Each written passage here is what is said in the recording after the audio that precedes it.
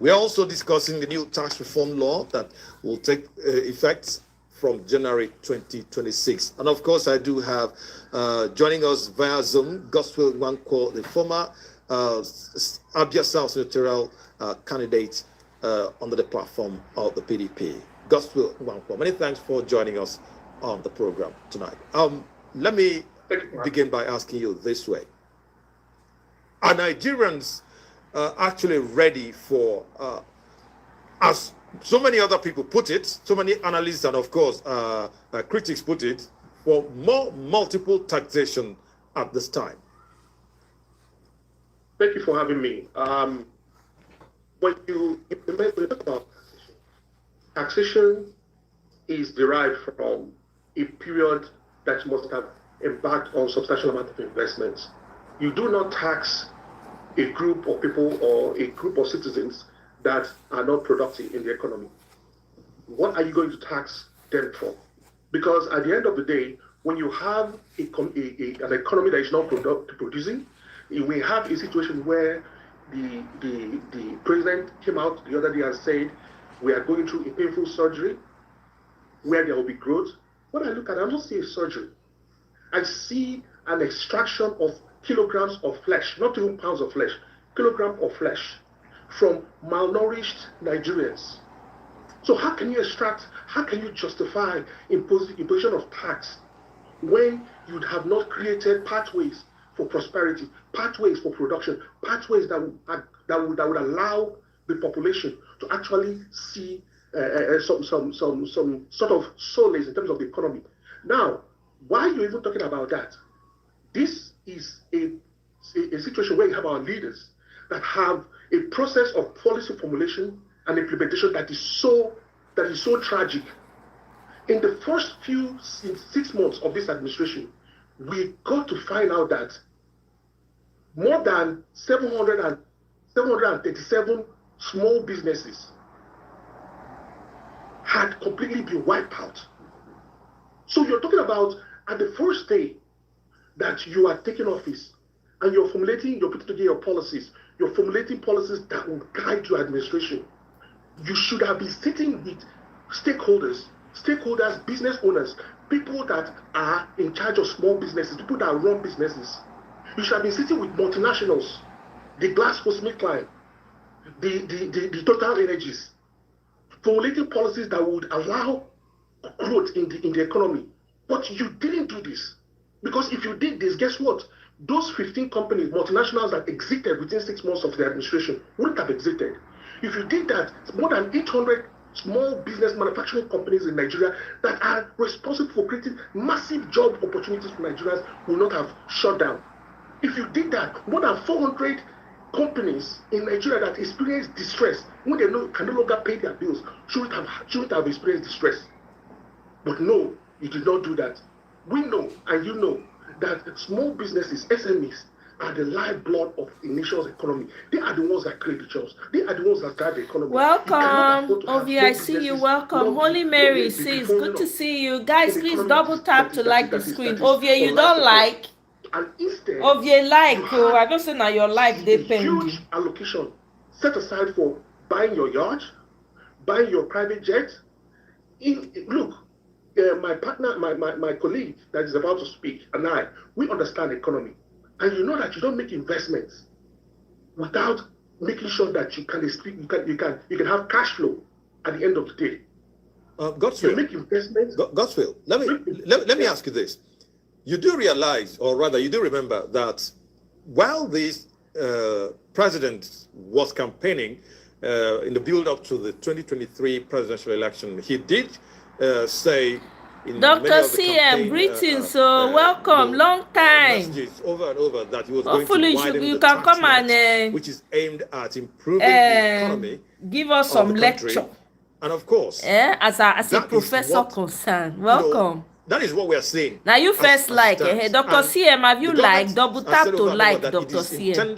Double tap or click on the 3 dots to like. Omoye just came, drop comment. Omoye like the show, like it. That governance cannot be funded through taxation anymore?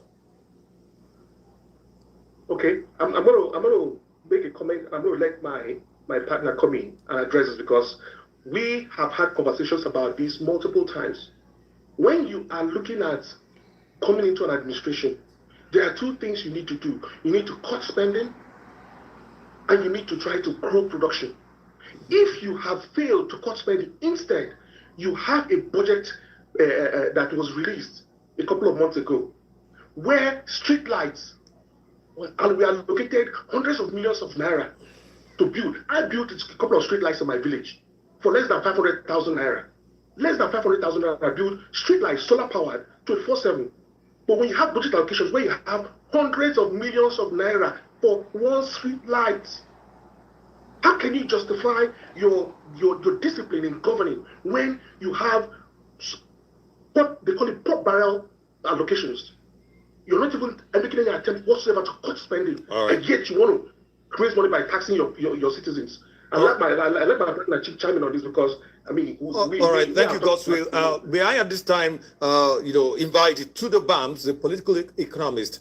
Thank you very much, Tudor, for joining us on the program tonight. You are a political economist, right?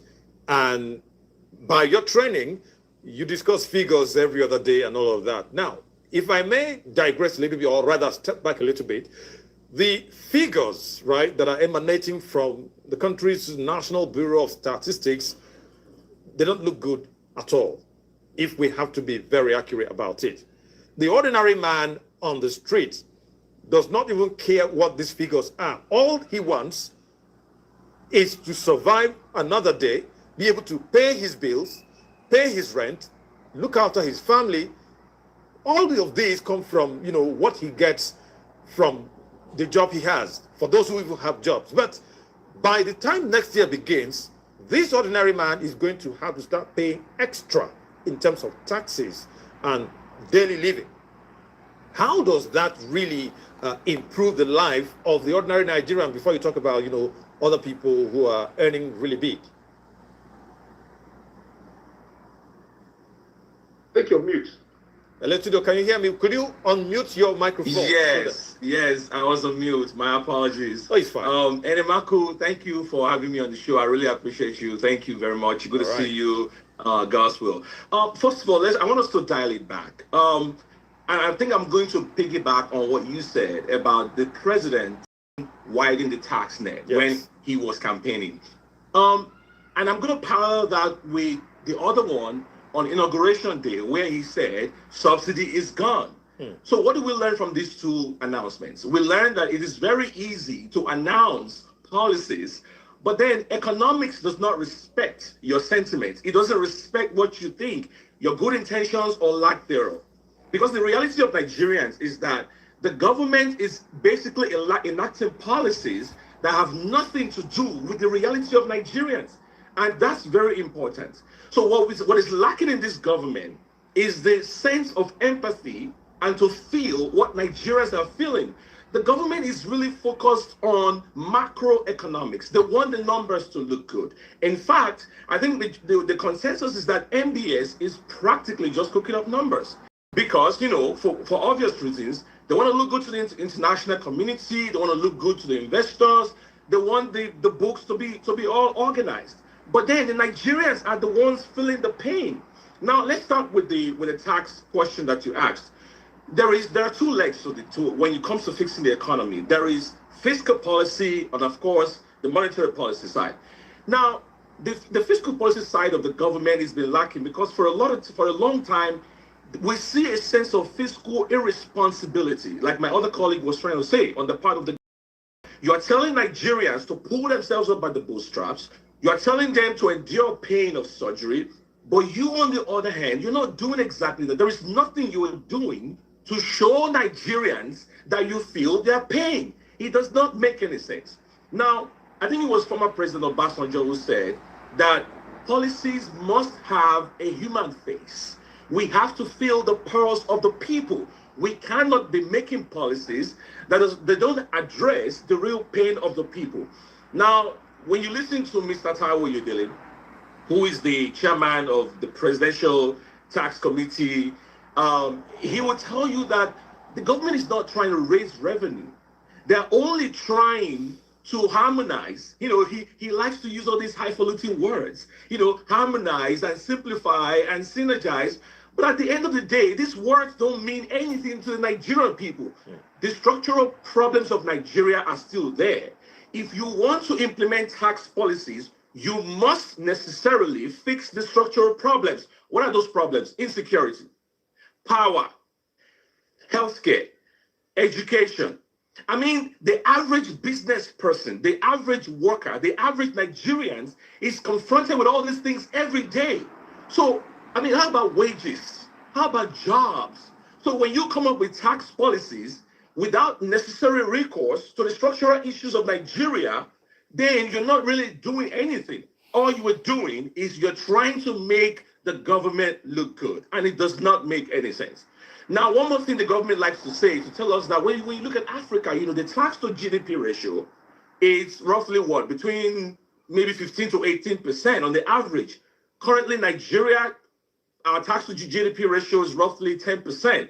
So they want to increase that. Well, I have no problem with that, all right? But the issue here is that this is not the right time to implement new tax policies. Nigerians are in pain. Nigerians are suffering.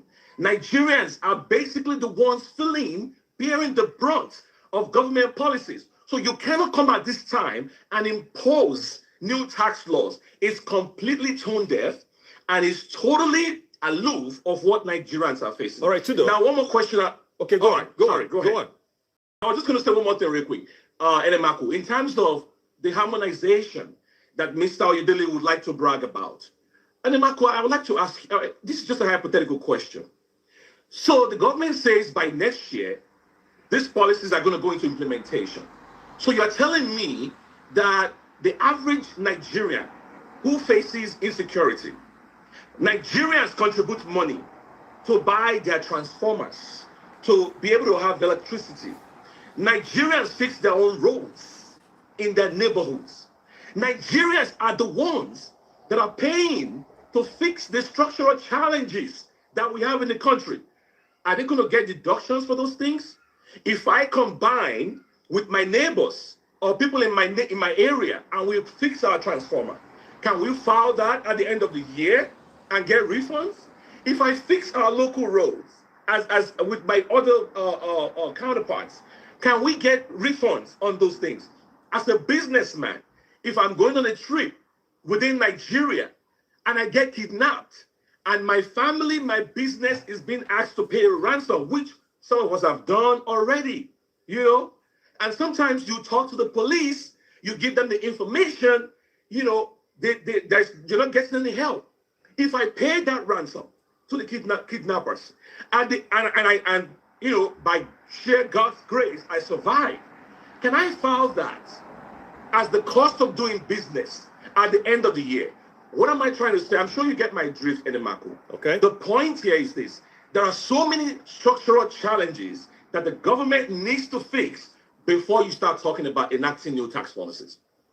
All right. Let me point this out to you. Yes, it may be very, very discomforting and very uncomfortable for Nigerians at this time, but most of the time, governments do not, listen to the other side. In other words, they don't listen to the reasons why people think that the policies are not favorable to them. They just go ahead because they believe that in the long run, the dividends will begin to manifest. Now, in order to cushion the effects of these policies, these new tax policies especially, the government did say that they have commenced the conditional cash transfer to those that consider the extremely poor in the society across the country and all of that. And a few days ago, they came up with a number of figures regarding how much of transferred so far and those people who they have, who have benefited from all of this. Yes, you mentioned that the NBS is cooking up figures and all of that, but to some extent, you don't think that this policy of conditional cash transfer can cushion the effect of the hunger that the extremely poor actually grapple with? All right, great question. I'm glad you asked. So let's dial it back. When you have a government that is mostly likely interested in looking good to the international community, we have not seen any direct intentional investment in social welfare programs. What we are getting are these audio announcements. If you announce, for Did instance, you just call it audio are, announcement? I'm sorry for the lack of a better expression. That's but you thinking. Go understand my ahead. point in the market. It's Yeah. all right. So when you announce that you have transferred 1 trillion naira to MSMEs, where are they? Where are the people? And Maku, you and I know a lot of people in Nigeria. Where are they? Where are the people? When you say you have transferred 300 billion naira to X number of families, where are the people? We have to be intentional about building our country. All right. I'll give you a quick example with the subsidy removal, because it ties into the question you asked. When the president announced on inauguration day that subsidy was gone, well, now we're living through that announcement. I'm reminded of the words of former governor of New York, Mario Cuomo, who said, "You campaign in poetry, you govern in prose." What does that mean? It is easy to make policy announcement. It's the difference between when you are dating and you say nice things to each other, and then now that you're married, you're confronted with the reality of life. So it is easy to make campaign promises. It is easy to say we are the bold ones. We are the ones who are the guts to do what is needed to be done. But you don't get any credit for that, because at the end of the day, what really matters is the impact of your policy announcements on the lives of the people. Do you know how many countries in the world have yanked off subsidies, especially in the fossil fuel industry, oil and gas sector? Do you know how many countries? Zero. Zero. In fact, when you look at the OPEC countries, the little exclusive club that Nigeria belongs to, none, no country. You know why? Because the Nigerian government likes to think that they're doing the people a favor by, allowing subsidies to go. But from an economic standpoint, when you do subsidy, it's protections. It protects your economy from exogenous shocks. Because right now we're living in a globalized economy, and the countries that you're trading with, they could easily have a policy that can shock your system. Okay, so Tudo, what you do as a government is you have provisions in place, to protect yourself. All right, sorry, go ahead. Let me get you quite clearly. Do I get it, therefore, that you are of the opinion that subsidy should not have been removed at all in the first place? Great question. So it's a loaded question, right? But I'm gonna defer to the opinion of my principal, His Excellency Peter Obi, on this.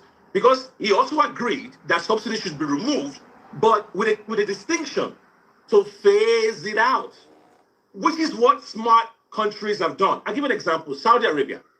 In Emaku, there was a time Saudi Arabia mulled the idea of removing subsidies from the fossil fuel industry, right? But because they understood that they cannot just whimsically, arbitrarily yank it out, because it will shock the economy. It will shock the country. So what they did was to allow for incremental rise in the pump price of fuel in their country, while cushioning the impact of that as well. So there's a social welfare programs in place, and then they allow for increase, just an incremental rise in the pump. By the time you get there, you're pumping your petrol, you're not even feeling it.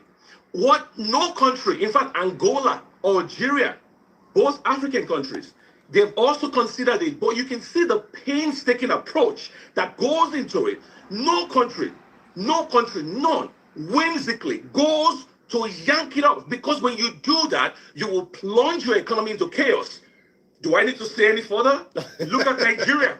That is where we have found ourselves. Okay, all right. Let me ask Godswill now. Godswill, the government did say that the monies realized from the removal of subsidy has been, a humongous success, and that it will continue to stay that way.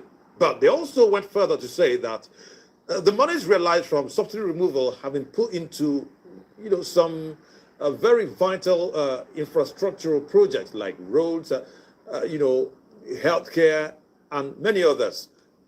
Yes, I know the question on your mind, but you will get the chance to respond to that, of course.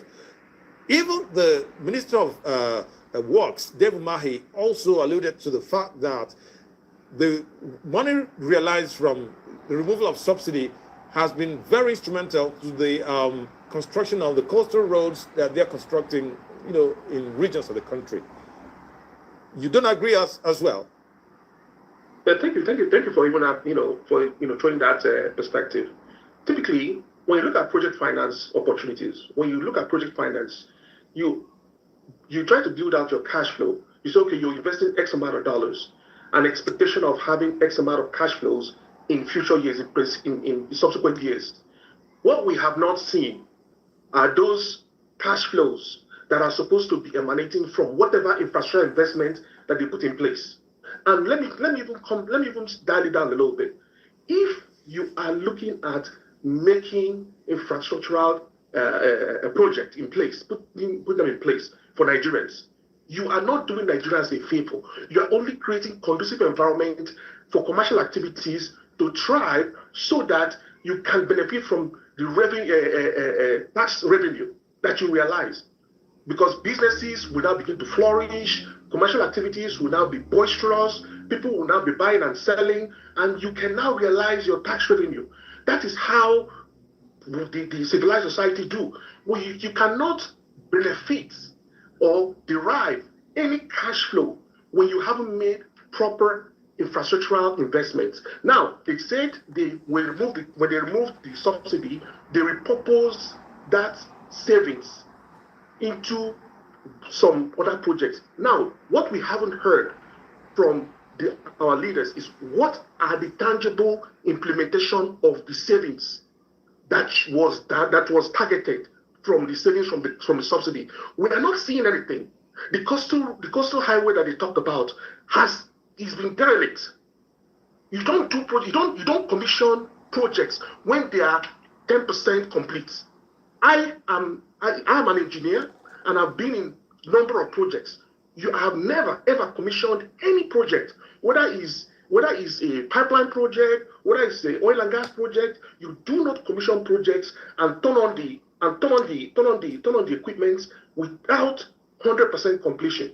So for this book to have to commission a road project which was less than 10% complete and declare victory, and now they've abandoned the project. And in you mean the coastal road projects have been abandoned? There's no work going on. I had my cousin that was driving through that place a couple of weeks ago, and I asked him to take some pictures, and he said nobody was there. No workers, no equipment. It's been abandoned. And in the process of actually putting in place that, or saying you want to build that project, you destroyed $250 million worth of opportunities that was creating jobs for thousands and thousands of Lagosians. Just completely destroyed their means of livelihood. But I think they were paid compensations. They haven't paid. You see, these guys, they make announcements that is the thing that you cannot govern. You cannot govern by audio, like you say, audio governance. You have to be able to implement tangible actions. This landmark has gone to Abia State and a Nike resort, and he's doing really, really wonderful over there. These are jobs that would have been available for Lagosians, but thousands and thousands of jobs were wiped out overnight because of that demolition of the landmark. Even I have. Let me tell you something. Let me even reveal this to you. I have some of my colleagues in the United States that were actually looking at making hundreds of millions of dollars worth of investment in Nigeria. But because of what they did with landmark, and they did with some American females investors that went to set up investment opportunities in Nigeria, they even destroyed their buildings, their properties. Then you see a lot of those cash flow that was supposed to go to Nigeria were rescinded. So this is a self-inflicted injury that we wake up every day and see our elected leaders being inflicting on not just Nigerians but also the economy. And my colleague has more to say about it. I mean, we talk about this in back channel all the time. Okay, let me find out this now. You see, is there a chance that the government can, or rather, what measures can the government put in place in order to block leakages? Because a lot of persons have accused this government, a lot of analysts and, of course, political analysts and, of course, economic watchers have consistently accused this government of huge corruption, that corruption has actually increased and metamorphosed into, diverse other methods where, government funds disappear into private accounts and what have you. Now, what measures can the government put in place, therefore, in order to sort of block leakages? For instance, especially in the area of monies realized from the subsidy removal and what have you. Many people believe that they are finding their way into private accounts. How can the government put measures in place to block these leakages and, of course, bring the perpetrators to justice? All right. Okay. I'm still with you. Okay, fine. Go ahead. Okay, let me take a stab at that. So before I come to that question, right? My colleague was talking about the coastal highway that the government has been invested in, right? Destroying the lives of people, investments, and all of that, without any tangible compensation that we know of. So, Enemako, we have a total of about roughly 200,000 kilometer road infrastructure in Nigeria, and part of that is 65,000 paved, roughly 135,000 unpaved. So they trunk a part of component of those road networks, about 36,000, fall under the purview of the federal government. The government could have invested in those roads. These are the roads that our farmers will use to bring food, right? Through all of the supply chain of value chain and networks. And when you fix those roads, right, you drive down food inflation even further. Or you might even help with insecurity. So for the government to ignore those roads and then go build a road to nowhere, it doesn't. Nigeria at 65. I was listening to you and the other guests at the beginning of the show. At 65, we have to be intentional about building our country. We cannot be doing things just haphazardly because there is no continuity in our government. Now, down to your question. We have seen fiscal irresponsibility on the part of the government. These are not my words. You have to go listen to Olayemi Cardoso, the central bank governor. Right. Yeah, because he has some limited tools at his disposal to fight inflation. He ended Ways and Means Facility. He ended the Ankobora programs, and all of those things are great. But then you have to balance that with the fiscal side. The government has been fiscally irresponsible. That is the fact. And when you are telling Nigerians to endure pain, to suffer a little, the glory days are ahead, but then you're not demonstrating that. As people on the fiscal side, we're going to be stuck. Do you know, back to the Orosanya days, right? Do you know that as at the time of that report, the number of MDAs, ministries, departments, and agencies, they are ballooned. I mean, Stephen Orosanya will be shocked in terms of where Nigeria is right now compared to where we were. I was actually going to take you up on the Orosanya report, but good enough, you already mentioned this, so go ahead. Absolutely. Gladly.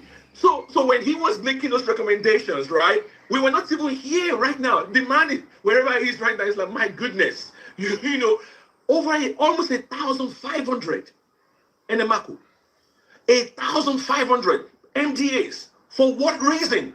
There are government agencies that only go to work to break egusi. Like, we don't even know what they are doing. I'm not even sure the president knows, or the presidency knows exactly what those agencies are about. It's until something happens, because we see our country is falling apart at 65. And we really have to be intentional. To your question, if you want to fight corruption, you have to be intentional. You cannot be chasing Yahoo boys, right? You cannot be chasing Yahoo boys and believing politicians that are openly corrupt. You can't be doing that. What you are showing is that you are not serious about fighting corruption. That's exactly what you've demonstrated.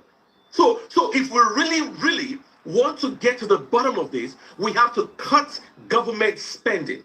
We have to cut government waste, right?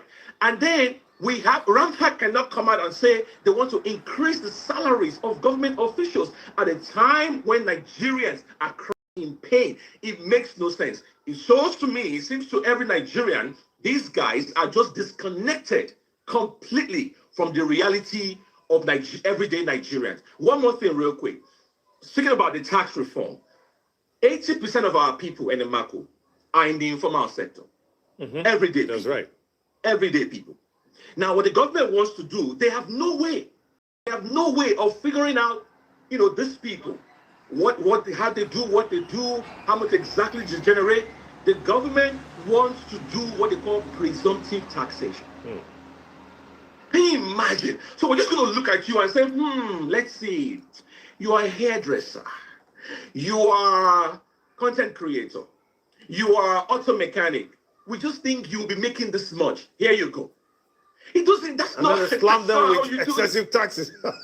Exactly. So now I'm in pain. First of all, the purchasing power of the Naira has been drastically decimated. Again, you took my next question right out of my thoughts. So let's go right straight into it. Now, the Naira exchanges to the dollar at about 1,600, 1,600 plus, approximately at the moment. Considering the value of the Naira right now, many critics like yourself believe that where we are right now in terms of the value of the Naira is a no-no, and as such that there is still a window of opportunity where the government can, improve the value of the Naira. How precisely can that be done? Great question. So let's back up a little. When the government came in and said they want to harmonize our foreign exchange regime, so we're not going to have the dual regime that we had before, official rate, parallel market. They want all of that to go away all of a sudden. Well, guess what? It's still here. It's still here. It's not going anywhere. Number two, when you announce that you want to float your currency, according to what I say, His Excellency Peter Obi, what are you backing it up with? This is economics 101, Enemaku. What are you backing it up with? We're not industrializing. Going with the recently released, this is government numbers, the Q2 GDP numbers 2025. Industry was less than 2%. Agriculture was 2.82%. With the one that has the lion's share? The service sector. It tells you the Nigerian economy is changing. We're growing in population, but the government is not focusing on the right thing. Fix power, for goodness sake. Fix insecurity, right? Industrialize, build factories, and watch that number shoot up. So what you have done is you're floating your Naira without anything to back it up. So what happens is this. The Naira was on its way to the toilet, for the lack of a better expression. All right. So the government had to do something. They had to jump in immediately. So now what we have is what we call managed float. Okay? So the government is subsidizing the Naira. By Q1, ending of Q1, Q2 of this year, second quarter, $8 billion in the Mako was spent to shore up the Naira. That was why the Naira found stability at 1,500, whatever, and bouncing. All right, today, just hold on. Just hold on a bit. When we talk about, when I discuss the issue of the value of the Naira and all of that, especially these days, I really get very, very emotional about it because you know what? This is the reason. It affects me too, but we're all Nigerians and we are in this together. Let's just hold that thought right there. Let me go back to one quote. You see, God's will, in the north, we know that in Nigeria, as far as the northern part is concerned, poverty in that region is really, really, alarming. Now, these tax laws, how is it going to, by any chance, bring down the level of poverty, if I may put it in plain language? And this is actually where we get to start rounding off, though. Thank you for asking. Thank you for throwing that, bringing the northern states in the equation. The problem is this administration has completely given up on the northern states. Oh wow! Is that what you think? They have ceded. They have ceded authority of our northern brothers and sisters to non-state actors, to bandits, to terrorists. Because right now, as you and I are speaking, they have bandits, they have non-state actors that are actually collecting taxes. That's right. On Nigerian citizens. So I learned. And you cannot be a sovereign nation and have this power of sovereignty when you have non-state actors, foreigners, inside your sovereign country, taxing your citizens. And if the citizens don't pay, they have to be put to death. It's happening all over the place. It's happening in Kwara State. It's happening across the northern states. In Adamawa State and Zamfara State as well. And Zamfara State. So you see, there are parallel governments in most of these states where the governor has practically ceded authority to these non-state actors. And you have these non-state actors, some of them foreigners, holding press conferences with their rocket launchers, with their torpedoes, with their guns, basing our military, our honorable men in uniform. How do you explain that? All right, there's no country, there's no civilization that such a thing happens, where you will see babies that have slaughtered and killed women and children. Unfortunately, our time is almost up. Yeah, so when you talk about the northern states, it kind of touches me because those are our brothers and sisters. I understand. The death of one Nigerian is not less than the death of any Nigerian. All right, Godfrey, let's hold that thought there because we are almost out of time. I would like to get the final thoughts from Tudo as we wrap up the program. Tudo, over to you now. Yes. Thank you very much, Enemaku. It's been great. Look, listen, these are all loaded topics and loaded questions. But speaking of insecurity, in the Middle Belt, for instance, Benue State is the food basket of the nation, right? We all know that, right? We have many of our people in IDP camps. It's an anomaly for Nigerians to be in IDP camps in their own country. It is wrong. If the government is intentional about fixing insecurity, while you grapple, I have a solution, all right? Here it is. If the government is intentional about fixing insecurity in Nigeria, while you grapple with the politics of that, enough already. With all these highfalutin words of non-kinetic, it doesn't mean anything to the average Nigerian. Okay. What you can do is you can bring those guys back, build a buffer, right? Build a buffer, bring them back into the place, let them go back to work, give them security, protect them, and see how that would jawbone food inflation in Nigeria. You know what, but because you're not serious, that's why you're playing politics with the lives of people, and it is really wrong. Many thanks indeed, Tudo. I wish we could go on, but unfortunately our time has been spent. But I believe we can still have the discussion at another time, Absolutely. if you oblige me. Tudo Bams, Absolutely. political economist, he joined us via Zoom. Many thanks indeed for joining us on the program tonight. And of course, Gospel Nwankwo is the former Abia State South Senatorial District candidate of the PDP. Many thanks indeed as well for joining us on the program tonight. Thank you for having me.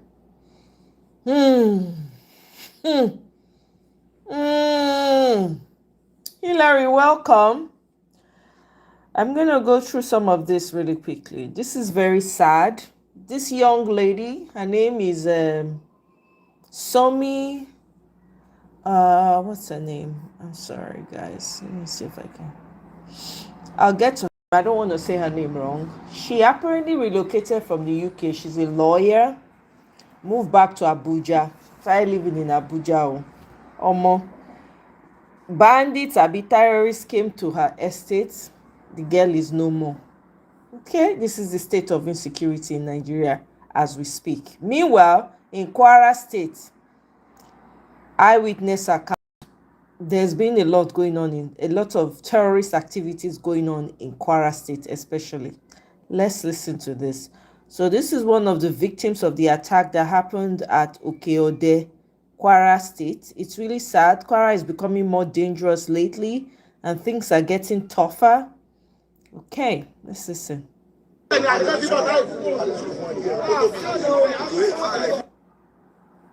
Sorry, guys.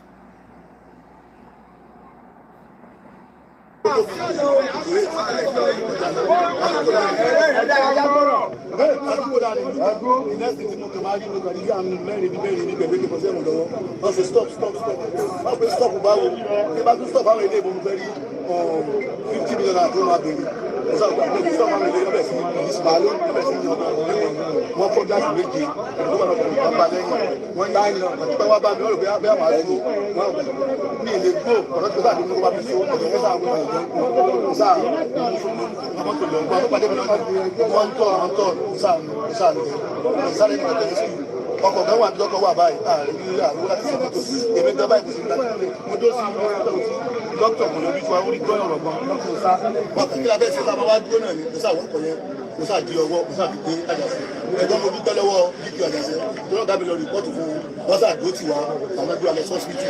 Welcome, Michael.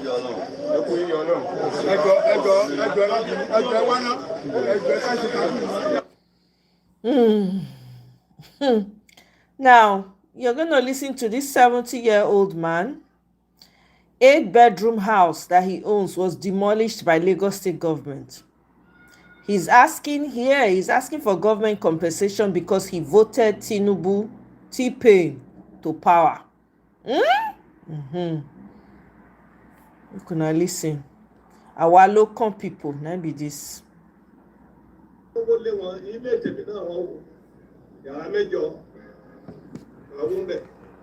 this my age, so anything can happen after 70. So nobody moves law. Iṣẹ́ wo ni mo fẹ́ ṣe tí mo fẹ́ fi kíkọ́ lé. So ẹ bá wa gba ọ̀rọ̀ yẹn rò dáadáa. Kẹ́ ẹ gbà pé ohun tó ṣẹlẹ̀ ẹ̀yin gangan ló ṣẹlẹ̀ sí. Wọ́n lè ní àgbà tán àgbà ọ̀lẹ. So àwọn abẹ yìí ni ìjọba fẹ́ wọ ọbẹ̀ sanwó ọbẹ̀ ṣe kìíní. Ohun tó bá máa fún wa, wọ́n rí i pé ó dáa because àwa náà la dìbò fún àwọn tó wà bẹ́ẹ̀. Tinubu àwọn la dìbò fún wọn. And àwọn ẹ̀yin lè rán àwọn oníṣẹ́ tá a lọ bá àwọn èèyàn táwọn èèyàn yìí dìde ní àsìkò tó jẹ́ pé nígbà òjò, nígbà ẹ̀rùn, láàárọ̀, lọ́sàn-án, lálẹ́, lóru. Àwọn èèyàn dìde láti dìbò. Ìbò tó dé dì sí ni kì í ṣe pé bóyá kìíní. Ẹjọ́ wíwíwí. Báwo ló ti wá jẹ́ pé àti ìlú ibi tí Tinubu ti jáde wá? Wọ́n wo wọ́n jẹta, wọ́n wo wọ́n gbé, oh, man, it's all right. Wọ́n yẹ kí Tinubu kó pọ̀ sí. Ẹ jẹ́ ká rò ó, àwa mélòó ni ilẹ̀ Yorùbá? State mélòó? Out of the 36. I did 6 states. Nínú 6 states yẹn ọ̀nà láti wọlé àwọn apá àwọn èèyàn kú lójijì. Ẹ bá wa rò dáadáa. Ẹ̀yin lẹ́wà bẹ́ẹ̀, ẹ̀yin lè ní bàbá nígbà tá a tán lẹ́sẹ̀. Bàbá wa ọ̀gbà. Ní ti wá dá o. Àwọn agáwà lè ní fi ilẹ̀. Ó ṣe rí nìyẹn. Oh, if you don't understand Yoruba, go hire Yoruba. Go and get yourself a Yoruba friend. This is the protest that's going on is Ajase. That's a different location in Kwara State, all within Kwara State too. Now this one's the happen. This one's now the protest over the escalating insecurity in Kwara South. A fẹ́ kí ìjọba orúkọ mi ní alẹ́ ṣílọ́ ẹ̀ ṣáìdì láti rajà. A fẹ́ kí ìjọba rí nǹkan tó ń ṣe wá because a ti ń pariwo ó dàbí pọ́n gbọ́. There was a time tó ṣẹlẹ̀ ní ti bàbá ńlá tó wà láwùjọ tí ògbó wọ́ọ̀dù mi. Wọ́n kó security wá ní òkèèrè ọ̀jẹ̀ fún ìmọ̀tì lásán without anything wọ́n padà. Àwọn ń bá láti tàbí security kan alágbára àwọn òkà wọn pé àwọn sójà àwọn tó wá ní wọn fáwọn lọ́dà. Wọ́n ṣe kó instrument kọjá ní ọgbọ̀n olúbi tó kọjá náà láti padà sí náà ti wá. Alánà ó tó di pé wọ́n ṣe ìkọlù sí àwọn vigilante a gbọ́ wípé àwọn sójà tó ń ṣe ààbò fún ìlú òkè oge wọn síbẹ̀ ní àkókò náà ṣé òótọ́ ni ọ̀rọ̀ yìí. Òótọ́ ni wọ́n ti withdraw wọn wọ́n dẹ̀ tún wá withdraw ìbọn lọ́wọ́ àwọn local vigilante. Àwọn withdraw àwọn sójà nígbà. Now they withdraw the local weapons when the people get, they're withdrawing it from them. Even let's be realistic. Àwọn chairmen wa local government chairman 7 local government chairman la ní lórí Kwara South. Àwọn tó ti sú wọn because wọn rí support. Látọ̀dọ̀ àwọn lọ́balọ́ba látọ̀dọ̀ government. Government náà ń ṣe camouflage fún wọn ní. Brother ìjọlẹ́jọ́ ìta yìí chairman ìfẹ́lódún local government ó sọ pé àwọn Fẹ́mi Sùúrù pọ́n àwọn ẹ̀jọ́ fún autonomy. So ó wáyé alẹ́gbẹ́ wa sọ pé ó ti sú wọn. It's not my autonomy. Let me tell you something. Wait, my brother. I'll make order with a great move now to go out to gbìyànjú wọ́n mẹ́kọ̀ọ́ dà wọ́n. àwọn ọlọ́pàá ilẹ̀ gómìnà aláàlá ní bàbá bá ṣe. Okay. We appreciate the effort of our Kwara South chairman. Yorùbá appreciate akitiyan àwọn chairman wa ní Kwara South wọ́n lè gbìyànjú inú wọn náà dẹ̀kun sí.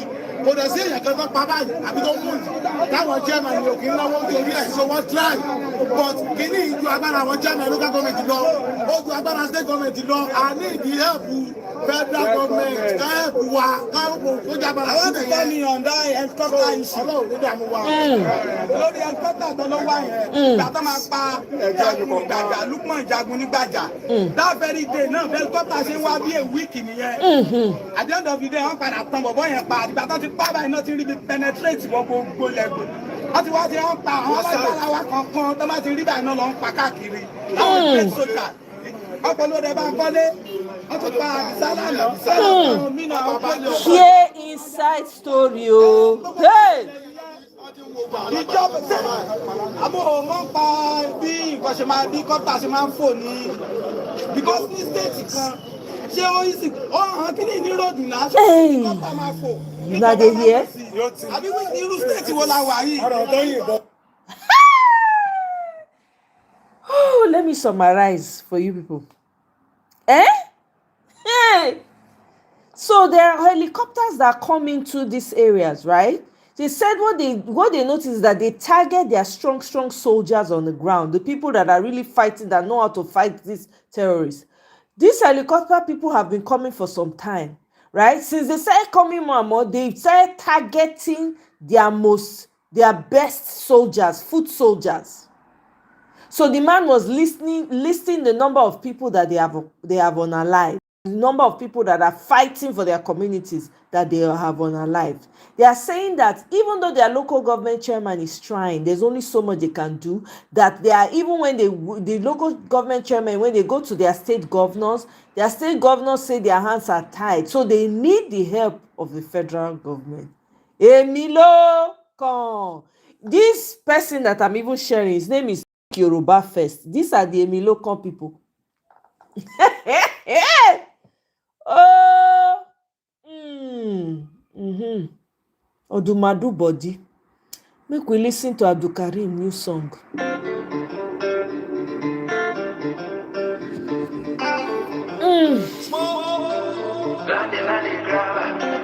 I'm telling you, Holy Mary. Odumadu body. Say na true, say na wicked. Na him dey base our land. Say na true, say na wicked. Na him dey grab our land. Say na true, say na wicked. Na him gonna be our land. Say na true, say na wicked. Na him dey share our land for his children, his in-laws, his girlfriends, and his cronies. Land grabber, land grabber, land grabber, land grabber. Who be the land grabber? Land grabber, land grabber, land grabber, land grabber, land grabber, land grabber, land grabber. Who be the land grabber? Waiting at the year, so my people, this are the government of corruption and evil. Very, very bad politicians, where they call up be our land just anyhow. Then they share them among themselves, no be lie. Them share our collective patrimony. We here say you allocate our land for your children, and we here say you steal the yarn anyhow. Say na true say now you be the land grabber, the original land grabber for Abuja. Na true say you the base the land, say you they distribute our land anyhow. Na true say you register company in order to allocate our land to your family. You register company on the 10th, still take out collect land on the 17th. Which kind would be that? Which kind mago be this? University of Abuja, they say you don't grab the land, you don't chance them. Instead of you to develop the land, partner with the school to benefit our children, but you are busy allocating land for your children. You say your problem na the man from Adamawa. Some people say your problem na Kai Oguguru or Kudos to Idris Abdulkarim. Now only be the conscious singer when we get for Nigeria. Let me read this for you guys. Kwara State is bedeviled. This is from Beautiful Flower. That's a handle. Kwara State is bedeviled by displacement and several criminal activities. Illegal mining activities in the southern parts of the state has hit the roof. And I promise you, it's a huge coalition with the local criminals and outside hired hands. Marble mining. lithium mining, other solid minerals like gold, lepidolite, etc. Tracking the conflicts in these areas has linked it to the recent surge in mercenaries and gangs guiding these rural mineral sites. Isin, Ifelodun, Bani, Kayama local government area, Kakanfu, Lade, Pategi local government area, and others. Local authorities are very much aware of this particular pain point in Kwara.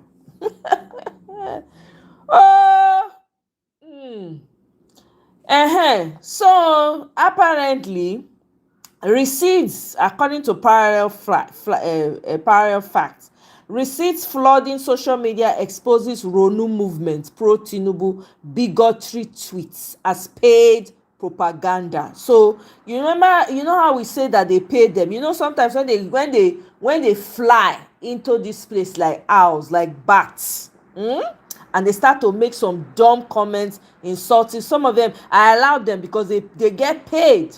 Okay, as if we know that some of these people, in fact, if not all of them, get paid. So some of the people that were not getting paid, that were doing the bigotry, so that T-Pain will recognize them, they got hurt. So some of them have been doing it just because they did not know that people were getting paid. So argument. I came upon a TikTok account, live account, where they were lamenting seriously that so that they've been doing this bigotry for free while others are getting paid. We move. There's so much to talk about. So Oriyomi Hamzat has entered the room. I don't know if you guys know Oriyomi Hamzat is a podcaster. He has his own broadcasting that he does specifically in Ibadan, and where he monetizes poor people suffering. When people come to him for marital issues, any issue at all. Anyway, this stemmed from when Peter Obi greeted the new king that they have in the southwest and said, "My brother, my dear brother." All of them started shaking. All of them started to shake like say cold catch them. Say, why? Insult. Why they call my elder brother? You know how many years it takes senior ram? Meanwhile, T-Pain called him brother. Atiku called him brother. Now only Peter Obi now they jump on. Okay? All right.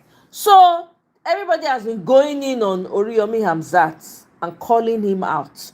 This guy responded to him. It's pretty long, so I just wanted you guys to know what's going on in that end. Now, they say they go start to the tax Olosho OS.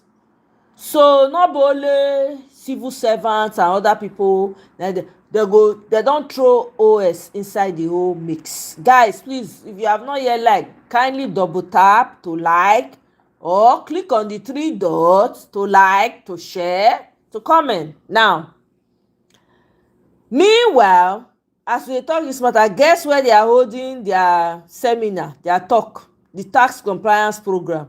Redeemed Church of God. Somebody shout power. That's where they are going to be discussing it. All right? Meanwhile, all the pie when they happen, they are mute. So this man is going to be talking about tax compliance and planning in Redeemed Church of God. When we talk about Christianity, religion, some people are up in arms. I asked somebody yesterday, I say, please, name your local names, please. If Christianity has your local name, please name it. Name the names. Anyways, moving along. So here's the breakdown. We can hear from our very own analyst, Don Asa. Hello, you see what they see? Look at this. People's Gazette, Nigerians into sex work, Okpoges, Ashao, runs, anything what they do, to pay tax going forward. Oyedele, this person where I talk and so, now they in charge of tax reform. Say, you'll be Ashao. They say from next year you must pay tax. Go pay tax. They say that's what they do. Now service they render. Because you render service. You want to argue say no be service. Okay, they pay you 50K, 100K, 30K, 1K. You say no be saving. What do you do for the person? What do you do for the person? Why they do the thing? You know they do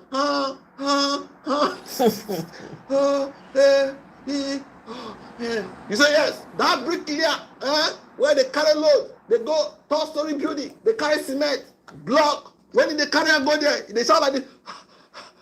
All of them now the same strength. Now I use. They pay you, they pay them. If bricklayer go pay tax, how you no go pay tax? As long as at the end of the year, wait till enter your account, pass 800K. You think go look at my video on how to calculate your tax. It's on my YouTube channel. As long as what you earn at the end of the year, pass 800K. And small money. If they collect 50K, I do twice in a month. That is already 100K. Which is even small. It means at the end of the year, you don't get 1.2 with that. So guess, I just say they make up to 150K per week times 4. How much is this? That is 600K. So, big girl, where you get the money, you must pay tax. You dey joke. As long as the money enter your account, that one, what person do for inside bank, they pay a salary. That one, what person do for inside hospital, they pay a salary. When the money enter the girl account, they no stamp hospital, hotel, bank. The same thing, your money, they no stamp opo. They say you must pay tax. Make we read the news. As you can see, President Bola Tinubu's tax Caesar, that is the man in charge, Taiwo Oyedele, the one you just saw here, and they charge, and they explain and so, says all Nigerians, including ladies, are getting prostitution, popularly called runs, are mandated to pay tax by the new tax reforms, said to be enforced in January 2026. Within September, October, November, December, just 3 months away. I don't go talk too much. Go and check my videos. I've done 3 videos on this. In the eyes of the new tax law, Mr. Oyedele explained there are no distinctions. So no distinction, no difference between legitimate income and illicit funds. They know they stamp and put. Money na money. Mr. Oyedele, who chairs the Presidential Committee on Fiscal Policies and Reforms, on Saturday educated members of the Redeemed Christian Church of God, City of David Parish in Lagos, on the reforms of the tax law signed by Mr. Tinubu in June. The administration, according to Mr. Oyedele, will levy taxes on all services. You are servicing the man. You service You service her or you don't service her. And because you service her, then you pay you now. Render in exchange for money. You gave a service. They gave you money. You worked. It means the police will arrest you again. That's the meaning. If they arrest you, now fight. Because indirectly, they are legalizing it. A rule, he explains, applies to sexual transactions. Okay, according to him, this is his word. So if somebody is doing those girls, they go and look for men to sleep with. You know that's a service. Mr. Oyedele explained to the RCD congregation. They will pay tax on it. Okay, the taxes are further said that the law itself does not have the capacity to distinguish between income obtained from legitimate means and illegitimate ones. Say the tax. You carry person go court or you carry the government go court, say, why they go say you pay tax on this money? As far as it's concerned today, they know that to say now only people where they do this type of work will pay tax. As long as say there is incoming of money, no be the principal or your own no. If you say you run expenses, maybe you bought condom, right arm, if they will be done that. They go deduct those one from us. I bought lubricant. I bought again, something like maybe sanitizer. I don't know. Wait until you chop before you realize the special food. Just get receipt to. Okay, we'll continue on a serious note. As all income is deemed taxable. Okay, one thing about the tax law is it doesn't separate whether what you are doing is legitimate or not. It doesn't even ask you, okay? It just asks you whether you have an income. You have something that is incoming to you, that is coming in, that is coming. Did you get it from rendering a service or providing a good? You pay tax, Mr. Oyedele said. You don't see and so. That is just all. Say you be ash, you be yahoo. You don't talk yahoo, but your money come your account now. You go explain where you get the money now. I think for next year now, you go dey observe what they do with your money. You talk say all your money no be your money. They pick up and which other money we need they borrow. Now, as you say, they block your account because no pay tax. And you be Rosgate. Because he say one governor, they buy mansion, they build hotels, enter Florida, enter New York, they buy houses with your money. When they discipline you, say you must pay tax, or they carry you go prison, whatever. They say, you come out. No come out, no be what be that. Or you see one governor, they buy cars, right? They follow and will, and all of them they frown with your money. You know, come out. What do you think? You can drop up a comment section say you must pay. Nobody really send you here. You must pay that part. Later said, oh, please. I said this. Drop up a comment section. This guy is like not all right. Thank you. Oh, bandits. I don't get this thing. Meanwhile, you guys remember Patutomi was talking about shadow government. Okay. Here is the conclusion of the matter. The court has declared Patutomi's shadow government unconstitutional.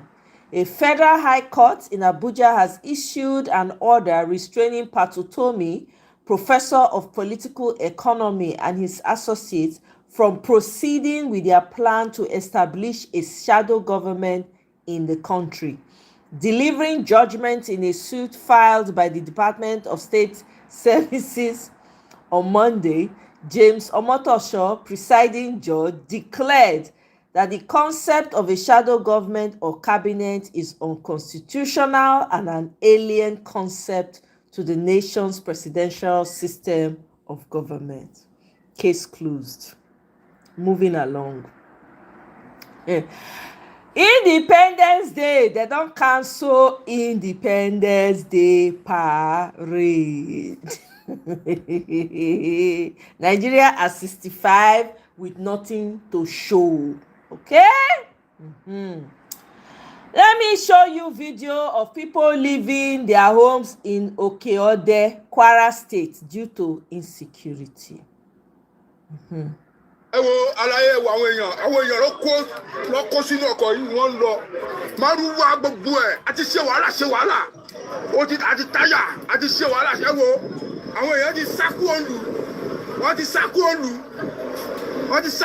o wọ́n ti sákú òǹlù ẹ wo àwọn èèyàn àwọn skul gbogbo wọn ẹ wo àlàyé wo àwọn èèyàn ló kó.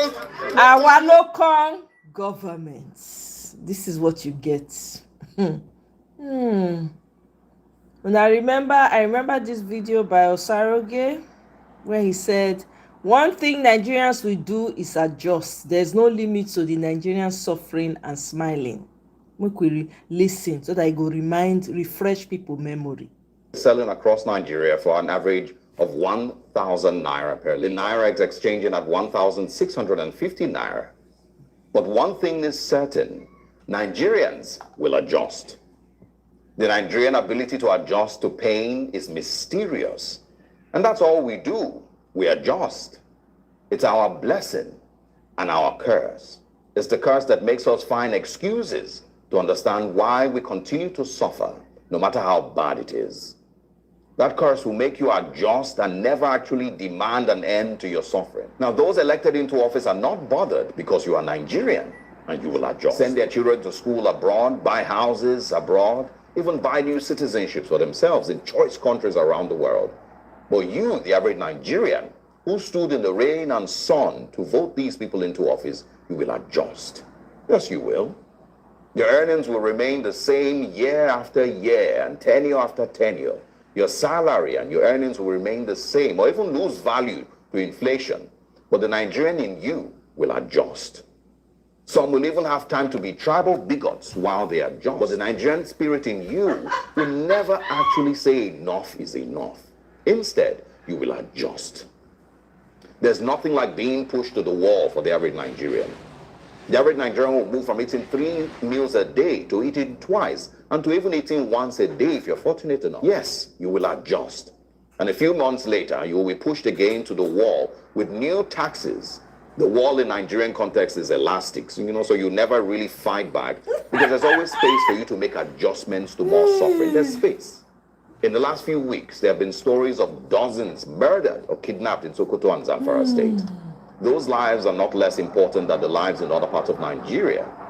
And we all know that our government is failing in its most important task, the security of lives and property. But as our fellow Nigerians mourn their loved ones in Sokoto and Zamfara and some of all those states, and as Nigerians are introduced to new taxes and the most expensive petrol in our history, once again, we will adjust and adjust and adjust, because that's all we do and is what we are good at.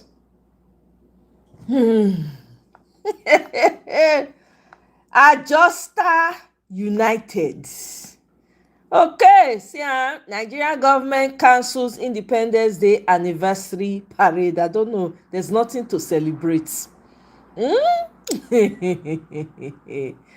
Hey, bandits abduct youth leader's son in daylight raid on Kwara village. Hey, Japa, under APC, over 1 million Nigerian men migrate abroad as hardship, insecurity, and joblessness worsens. Oseni Rufai, no fewer than 15 vigilantes and hunters were unalived on Sunday morning when armed bandits invaded Okeode community in Ifelodun local government area of Kwara State. An unspecified number of residents were also reportedly kidnapped during the attack, which left the community in mourning. A video of the incident obtained by Punch Online showed the bodies of the slain vigilantes lying on the ground. The member of the local vigilante group in the town, identified simply as Aje Tumobi, told our correspondent that the government was being economical with the truth by claiming the attackers were repelled. Presidency. We welcome Jonathan to the 2027 race, but the courts will decide if someone who was sworn in twice as president satisfies the constitutional requirements and is eligible to contest the presidency again. Your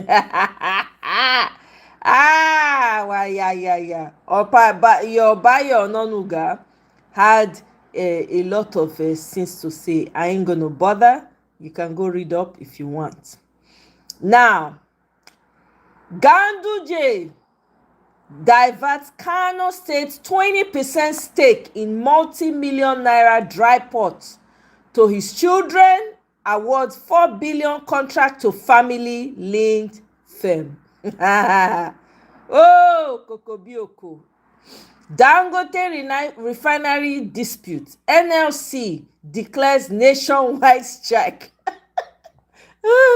The Nigerian Labour Congress has directed its affiliate union to fully mobilize for a nationwide strike in protests against what it termed the Dangote Group's blatant anti-work agenda and continuous violation of the Nigeria labor laws.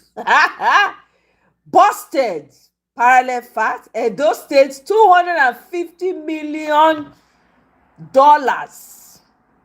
Euro-Africa CCI deal, a fabrication. Governor Okpebolo Ovie, your governor lied. Details you can go and find on Parallel Facts. Let's listen to Showore. The police, Nigerian police is so bad that car thieves can steal police cars in this country. They didn't steal it from the DPOs or they stole from the force headquarters. It is unbelievable. I couldn't believe it. The last time something ridiculous. I dey tell you, Michael. Now wetin dem want? Our no come now. They are enjoying it. But it must break your heart. It sounds funny that car thieves can go to the Nigerian police force headquarters and take a patrol car one of their best, and drive it away. And as we are speaking, they are still looking for it. We're not talking about a leaking. We're talking about a Toyota Buffalo truck, one of the best in the world. What it tells you is that we don't have people who are competent to even do simple things. Because patrol cars should not have a tracking device. Not only will the tracking device be there, the tracking device should be able to disable the car in motion from whatever location they are. But the reason they don't put tracking devices on these vehicles is that they don't use them for policing. So that's where we are. We also offer our lawyers an opportunity to quickly speak about this. It's going to be a busy week, So, and I'm sure this is not going to be the last. They're planning other things, including extreme activities. There have been threats against my life, by the way, over what you guys know has been happening in the FCT. I love to call the FCT the Federal Capital Thieves, but they did it to validate my position by appointing a team to lead the FCT as the minister. So that they know portfolio. So a lot of threats have been coming my way, but I want to say something that might sound a little bit like a cliche. But it's the truth. We take some of our lives to wake people up in this country. We gladly contribute to it. It's quite low though. If we need, if our blood is what is needed so that they can sanitize the land, I will give it. So that's the reason why I can get out next month. And without regards to all the threats, some of them are even specific. This is where you should not pass. I'll pass the place. Because maybe something needs to happen for everybody to wake up. And for them to get Nigeria to where it should be. The word end is popular in Japan. So, thank you very much. Two. The federal government has called off the Independence Anniversary Parade, which was originally planned to celebrate the 65th independence on Wednesday. Hey, let's listen to. My name is Harrison Gwamishu. All these bus drivers from the east going to Abuja, Edo State going to Abuja, Lagos going to Abuja. I think it's time you start telling your passengers, your customers, the truth about the road, how the road is. All right. We all know that the kidnappers along the Awuchi Abuja road, Awuchi Lokoja road is, they are the kidnappers there. They are, I don't know how to say it, but they are too numerous for you to avoid on the road. All right. So I think it's time you start telling your customers the truth. I think most of them don't even see most of our posts. They are not on social media. I don't know. So understand that it is very, very risky for you to use those road traveling. All right. Now, a driver who was kidnapped along with passengers last 2 weeks was also kidnapped just few days ago. He was kidnapped last 2 weeks. Last 2 weeks, he was kidnapped. They contributed money for his release. The company did not pay 1 kobo. The company did not pay 1 kobo. He came back from the kidnappers' custody. He went back to work. And last week here, he was still coming back from Abuja, heading to Edo State. He was kidnapped again alongside the passengers, and this time around he was shot. So why the kidnapping is high on that as is because of the bad road. If the road is smooth and clean, I don't think you'll be hearing kidnapping every day. Remember what used to happen Benin to Lagos before, Lagos to Benin. See what every time you hear armed robbery, kidnapping on that road, but it has reduced. Although it's still happening, but it has reduced now. So this is what should happen with this with this road, Auchi to Benin, Auchi to Abuja, Lokoja. If you guys can, shut down your services for 1 week and then block the road, protest about it, the government will come and fix it. They will fix that road. The government officials are not using that road, they are using plane. So that's why they are not witnessing this kidnapping. It's not happening to them. If it happens to them, they will fix that road immediately. And it's a very, very bad one. It's very, very bad. No, until you consign them, they ever know what to do. People when suppose don't fall out. Your means of livelihood. Anyway, moving on. Nigeria's Minister for Petroleum, Bola Ahmed Tinubu. Minister for Petroleum, President Bola Ahmed Tinubu, what is going on in the oil sector? Waiting exactly they happen for Nigeria oil and gas sector. Una know say in the middle of all of these fights between Dangote, Pengassan, Nupeng, this and that, make una not forget, I say make I remind una say the country minister for petrol is President Bola Tinubu. You know say na the ministry where everybody they like to they ganosi. When President Buhari been there, after President Jonathan, Buhari, who was a retired military general, and where come say because of insecurity, now they vote Jonathan out. Buhari no go oversee Ministry of Defense, so no, now petroleum night he go oversee. President Tinubu don't come now. There is Minister for State Petroleum Resources, Honorable Heniken Lokobiri from Bayelsa. There is State Gas Resources, Honorable Ekperi Pepo from Akwa Ibom. But the substantive Minister for Petroleum is President Tinubu. So Minister for Petrol for Nigeria, Bola Ahmed Tinubu, waiting exactly they go on in the oil sector. Nigerian oil sector accounts for more than 90% of our foreign exchange earnings. It is the major source of revenue for Nigeria. Yet all the criminality and corruption and calisthenics still they go on. So why exactly do you people always choose to be Minister of Ministry of Petroleum? Is it that you people go there to resolve the problem, or you go to oversee the corruption and criminality that is going on in that sector? Because as it is so right now, Oriburuku Lansheo, all of the issue where they go on, so Nupen, Pengas and Dangote, when I never address the root cause of what they happen for oil sector, it is not to stand on the stage and say subsidy regime is gone. No. Is the corruption and criminality in the oil sector gone? This is where the devil is in the detail, because if you remove criminality, Nigeria can pay subsidy. The monopoly where they talk so when one person can't get the whole power for oil sector, now government now give them. After the person don't build refinery, now this one go say A, the other person go say B, the other person go Ori Buruku Lensho. At the end of the day, what exactly is the outcome of this conversation? Because it must be how the thing go benefit ordinary Nigerians. Because the way when they go so anything will go lead to another fuel scarcity. It's like when I want to pick dead body for road, and Nigerians don't go allow them. So Minister for Petrol, Bola Ahmed Tinubu, by now you're supposed to day table. They meet with all of your members, everybody, every union for that oil sector to resolve this crisis. So because all of una go be Minister for Petrol as president for decades, refineries no go work, corruption no go finish. Una go continue the oshiwe una they do until Nigerians decide to dismantle this structure of criminality. So President Bola Tinubu, Nigerian Minister for Petroleum, at what point una want sanitize oil sector? The wahala where they on ground, so make you try resolve am. It's not to bear the title of a Minister for Petrol.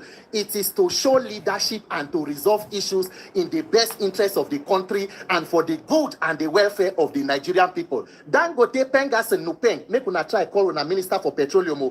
We do not need another issue of holding Nigerians hostage through the petroleum sector. May God help Nigeria. My name is Peter for Nigeria. Meanwhile, in other news, breaking news, intelligence agencies from Niger, Mali, Burkina Faso say they are preparing to reveal the names of senior Nigerian politicians alleged to be supporting bandit groups operating in Nigeria's northwest, according to security analyst Zagazola Makama. Please hurry up with the report, I say. Thank you very much. Moving along. They don't already warn this guy.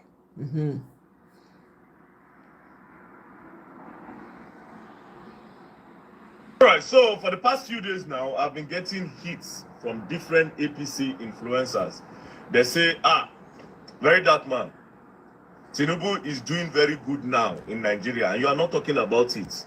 But any small bad where you just notice, you talk about and they attack Tinubu government. Now, I want to show you people something, yeah? All these people where they attack, make I show you something.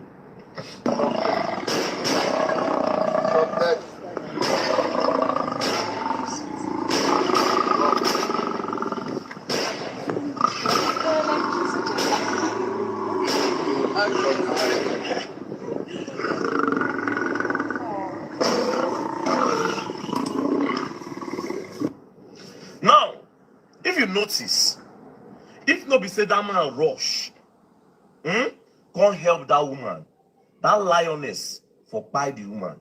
If nobody that man, that lioness for buy the woman. So that man might be the hero of this story. But that is to the little minds. The people that cannot see beyond. I go call that man the hero. Do you understand? People with the little mind will call him a hero. But guess what? Do you know that that lion actually came from inside his house? That lion are in pets. He no chain the lion well. Now why the lion escape? Do you understand? Now why the lion escape?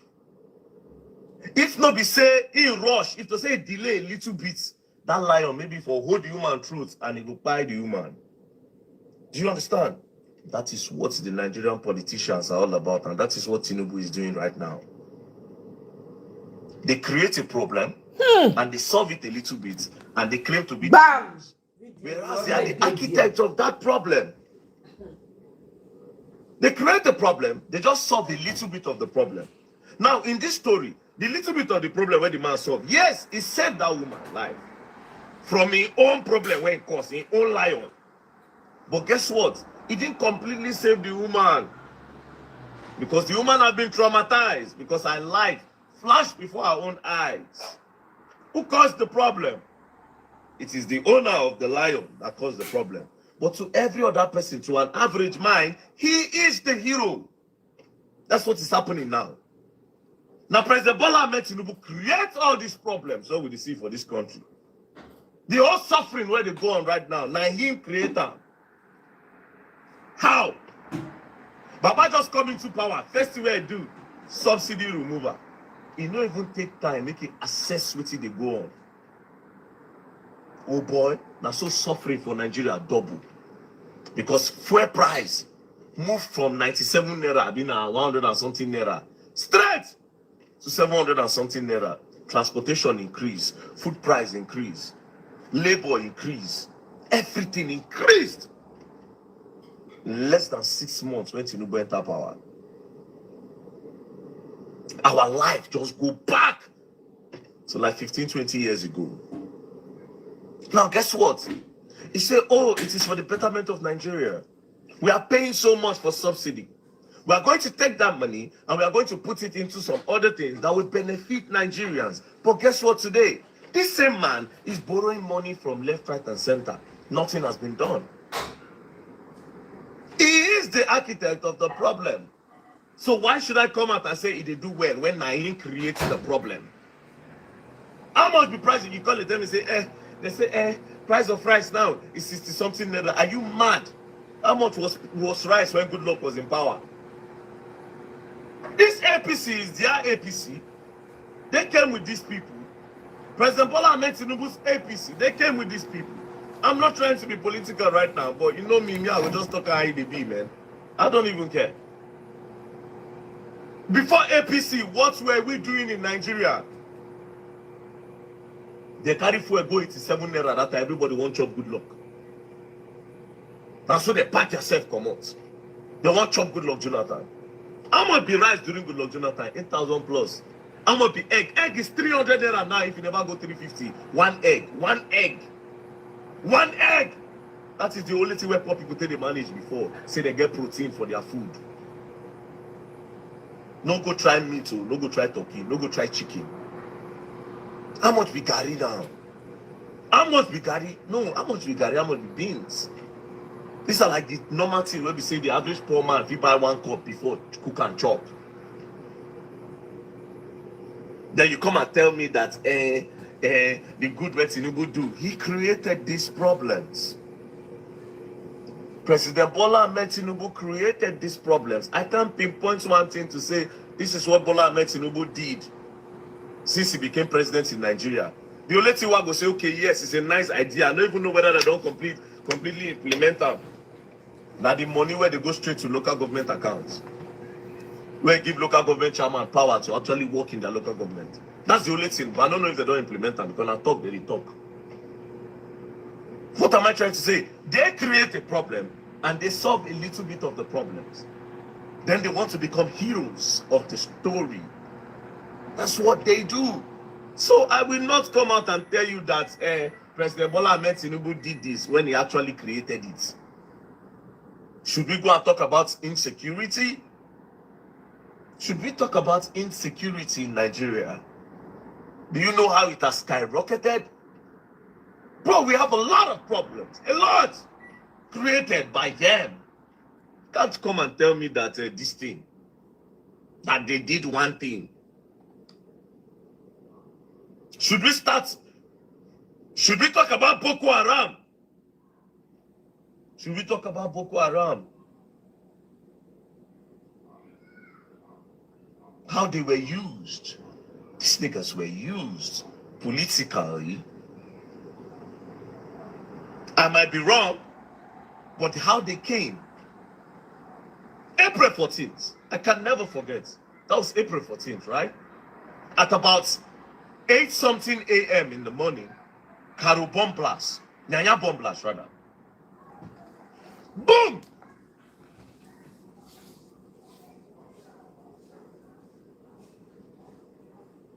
That bomb blast claimed the life of 80-something people. Guess what they did? The evening of that same day, while Goodluck Jonathan was there, thinking that Jesus Christ, what is going on? That evening, the whole country didn't know that that bomb blast was a diversion for them to carry Chibok girls. On that same day, where they bomb Nyanya, now that same day they go carry Chibok girls. In the evening of that day, then they go carry Chibok girls. That same evening of that 14th of April 2014, double attack. The following year was presidential election. Then Goodluck said, I don't want bloodshed. Let me leave power. Oh, God. Now, they can't control it anymore. They are the architect of the problem. Now you can't solve the insecurity of the country because politics don't enter. Wait till we want control before. Quick politics to take power. Don't come off on hand. 2 attacks in one day.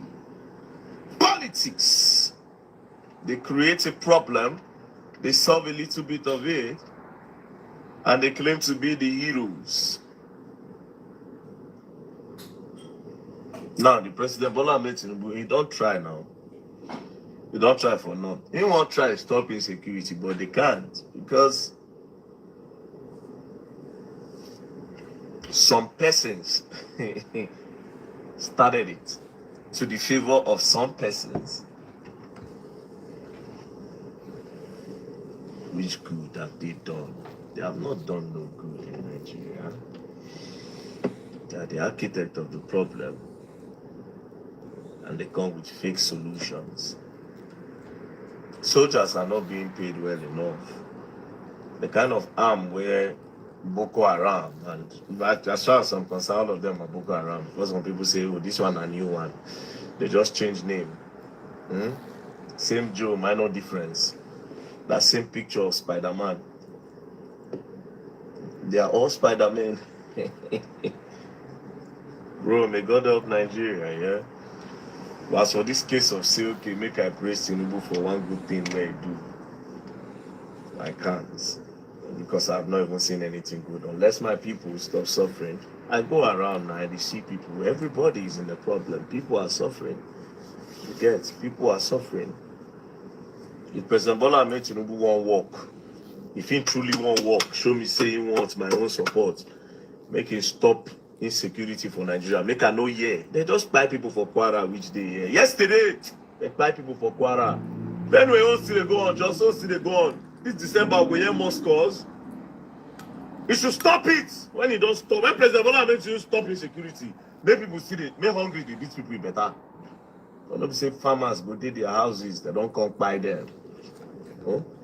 Farmers in their homes, they don't come kill them, they don't buy them now. People where they day for villages, they are no longer safe. Foods are expensive because farmers can no longer go to their farms. And you tell me President Bola Ahmed Tinubu do something good. I am not against his government. Me nothing concern me with the politics because at the end of the day, all of them are the same. So I no cuckoo send anyone papa, and that is why I say, see, as you see me like this, I'm never going to say I want to come out and support anybody for anything, because I know at the end of the day, these people don't even have Nigeria at heart. They don't have a system that will work. An average politician just wants to come into power in Nigeria. They don't know anything. They don't know anything. I beg. They got their post. That's the only thing I can say. Peace and love, don't play. If you play, you're going to learn, and you will learn the hard way. Where's the lie? Where is the lie?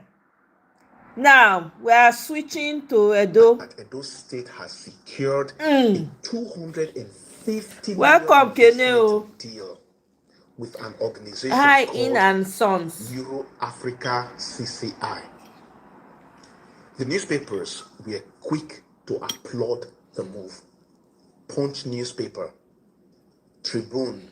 You think say spirit don't break? I not see him like person when spirit don't break.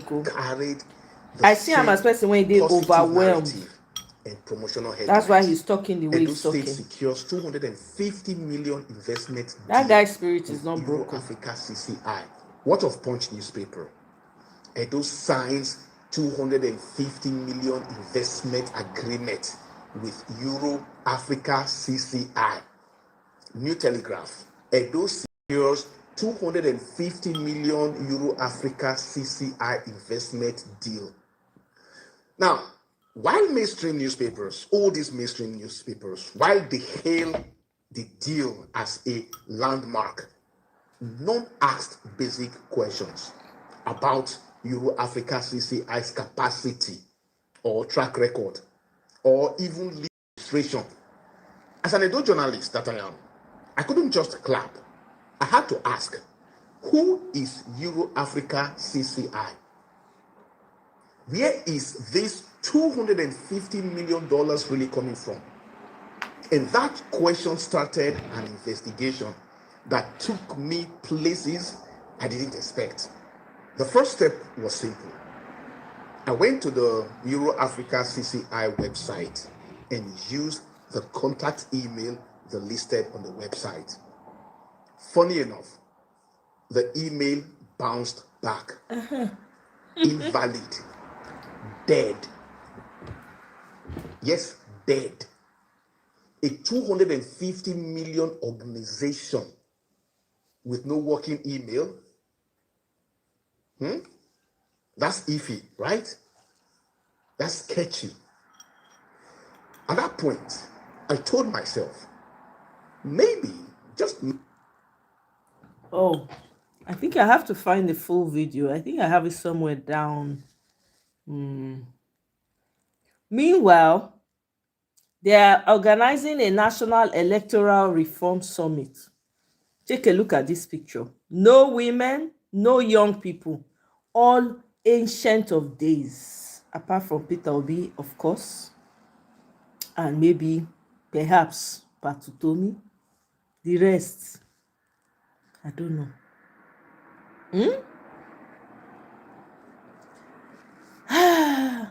When I hear say Japan don't scrap the lie when they lie, Japan don't scrap them. I hope so you know.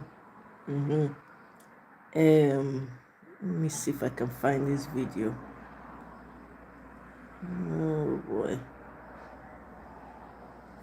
Meanwhile, let's listen to this in the meantime. You see, the Nigerian politicians, those that are putting Nigeria exactly where it is now, I think it has gotten to a stage that when we run into them, because we can no longer pretend that we don't know them, or don't we know them? We know all of them, right? But instead of us treating them the way they deserve, we are still twerking for them. We still idolize them. We bow for them. We worship them when we see them. So why would they not see us as moral and then do anything when they want? I'm now responding to this issue or this incident that happened between Precious Oruche Mama P and the embattled, disgraced former Labour Party national chairman Julius Abure. We all know what transpired between these two. Many people may have condemned the vocal lady Precious Oruche that she ought not to have walked up to the man for says who? No, says who? She should have walked up to Abure and said, thank you, sir, for destabilizing the Labour Party, for selling out during the 2023 general election, for dashing, for being a party to those that dash the hope of Nigerians. He would have told him, thank you, sir, take powder, take flour, take roses, for contributing to the situation Nigerians currently found themselves. It is really unfortunate how people talk. In as much as I see so many people commended her action, but I've also seen so many new tweets, so many non-living things condemn her. It doesn't matter how she approached the man. If you know the role Julius Abure has played against what has put in Nigeria today in today's condition, imagine Labour Party being in court and it's having internal crisis, having a fight internally. Julius Abure was there as a mole. That is why when you see the party, when you see the evil court called APC, flee. There's nothing they cannot do. You get the point? People, see, there are so many Nigerians today. Somebody like Nyesom Wike, if not for the fact that he's still in power, he goes with security, a very big security, let me use that word. If you see Nyesom Wike on the road, where he's supposed to say, well done, sir, well, you know he's a very, how should I put it now?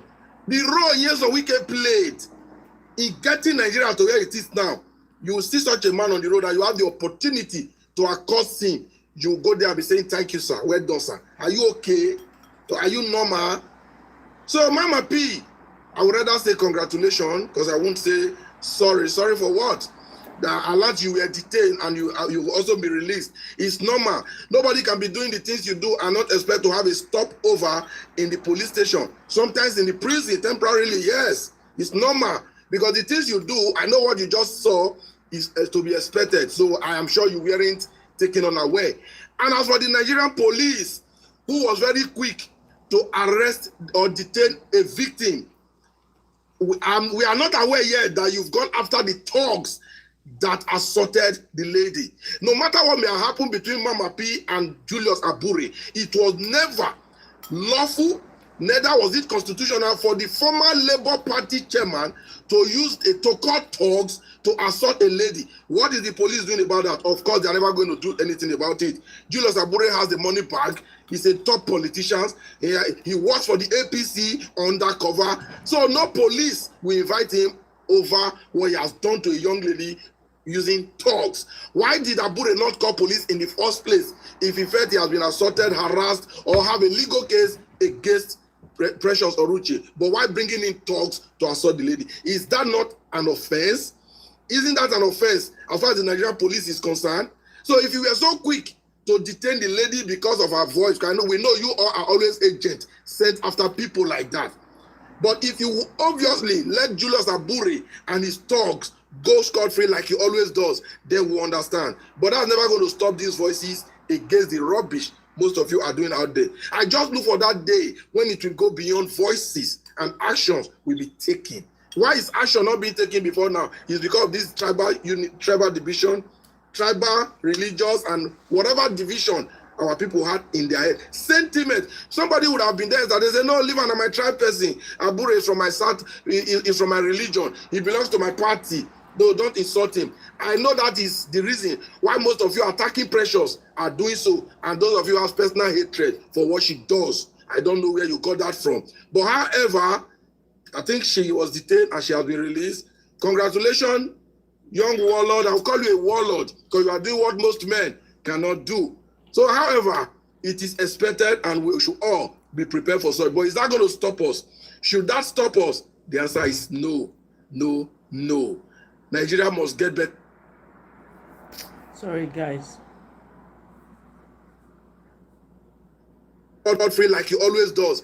Why is action not being taken before now? It's because these tribes are doing so, and those of you who have personal hatred for what she does. I don't know where you got that from. But however, I think she was detained and she has been released. Congratulations. Oh.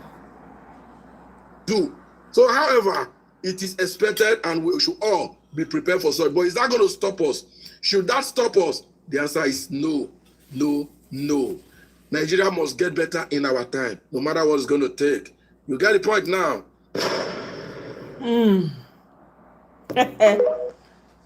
Oh boy. Which one is this?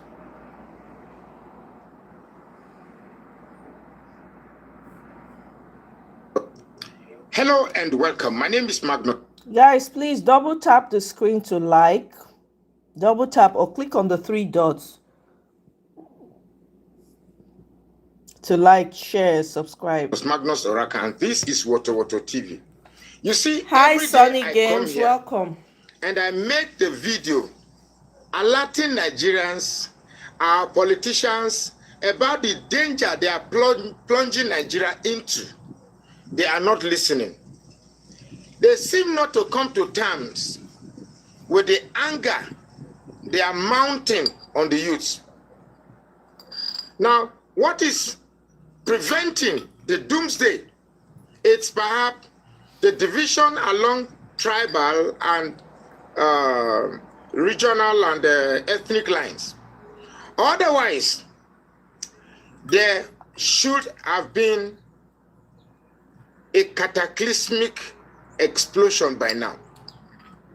Now, I saw the events between Mama P and Julius Abure, and quite frankly, I want to say Mama P didn't even do much as I expected, because these politicians need to be told to their faces how ungrateful and how frivolous they have become. Mama P, I not even think say you do that man well. You get me? For poor speed for a face. Because here is a man who was the chairman of Labour Party. Nobody knew him. Nobody knew him. In fact, nobody knew Labour Party. Labour Party became a brand when Peter Obi went to Labour Party. And that is how any other party will be if Peter Obi goes there. Even if I call one political party, Chop Granot Nigerian party, and Peter Obi goes there, that party will become popular overnight. You see, one thing that these politicians fail to know is that people supporting Peter Obi are not interested in any political party. They are not interested in Peter Obi. They are not interested in the fact that whether Peter Obi is Igbo, Yoruba, Hausa, Muslim, Christian. They are glued to the philosophy that Peter Obi represents. And what is that? Managing Nigeria prudently. Managing funds prudently. Stopping corruption. Getting an ear closer to the needs of the masses. That is what Peter Obi represents. And that is what is endearing the masses. Nobody knew that Peter Obi will run a campaign and dares to bring the tagline, "We know they give shishi." And yet, he got the biggest support ever. Because people are tired. People are tired of being bought by stipends and sacrifice 4 years of suffering. Julius Abure, on the other hand, to me, is an emoji of betrayal. While people rush to Labour Party seeking the betterment of this country, Julius Abure was interested in using his newfound popularity through Labour Party to make his personal aggrandizement and make money. And suddenly, Julius Abure now felt he is better and bigger than Peter Obi. He now owns a platform. He felt Peter Obi should be grateful to him and not him grateful to Peter Obi. Well, we're just waiting. We're just waiting to know where Peter Obi will eventually stick to, whether ADC or Labour Party or any other party. If Peter Obi leaves Labour Party, I assure you that will be the end of Labour Party and anybody contesting under that party. That will be the end. So Peter Obi is an egg. Peter Obi is an advantage to Labour Party, not Labour Party to Peter Obi. So Julius Abure, for me, I pour spit for your face. Honestly, I don't think Mama P embarrassed you that much. I met Julius Abure the first time in Asaba. In the crowd, he was standing aloof. I could read from his body language that he wasn't really win or lose. He's going to take something back home. That was the countenance I saw in him. So it's amazing. It's amazing, or it's rather, I see it. What you don't see, I see it. Gradually, small by small, the youths are becoming aware. The youths are becoming aware. And when they get there, there will be no room for politicians to escape. You are thinking what happened in Nepal cannot happen in Nigeria. Well, I'm not saying it should happen. I don't pray it happen. But there's a way and place you will push the masses to. After all, hunger, no the hear language. Suffer, no get religion. Very soon, I believe and I hope, I pray that politicians will become wiser and be more sensible to provide the basic needs of governance to the masses. My name is Pagno Soraka. Please follow this page and share this post now.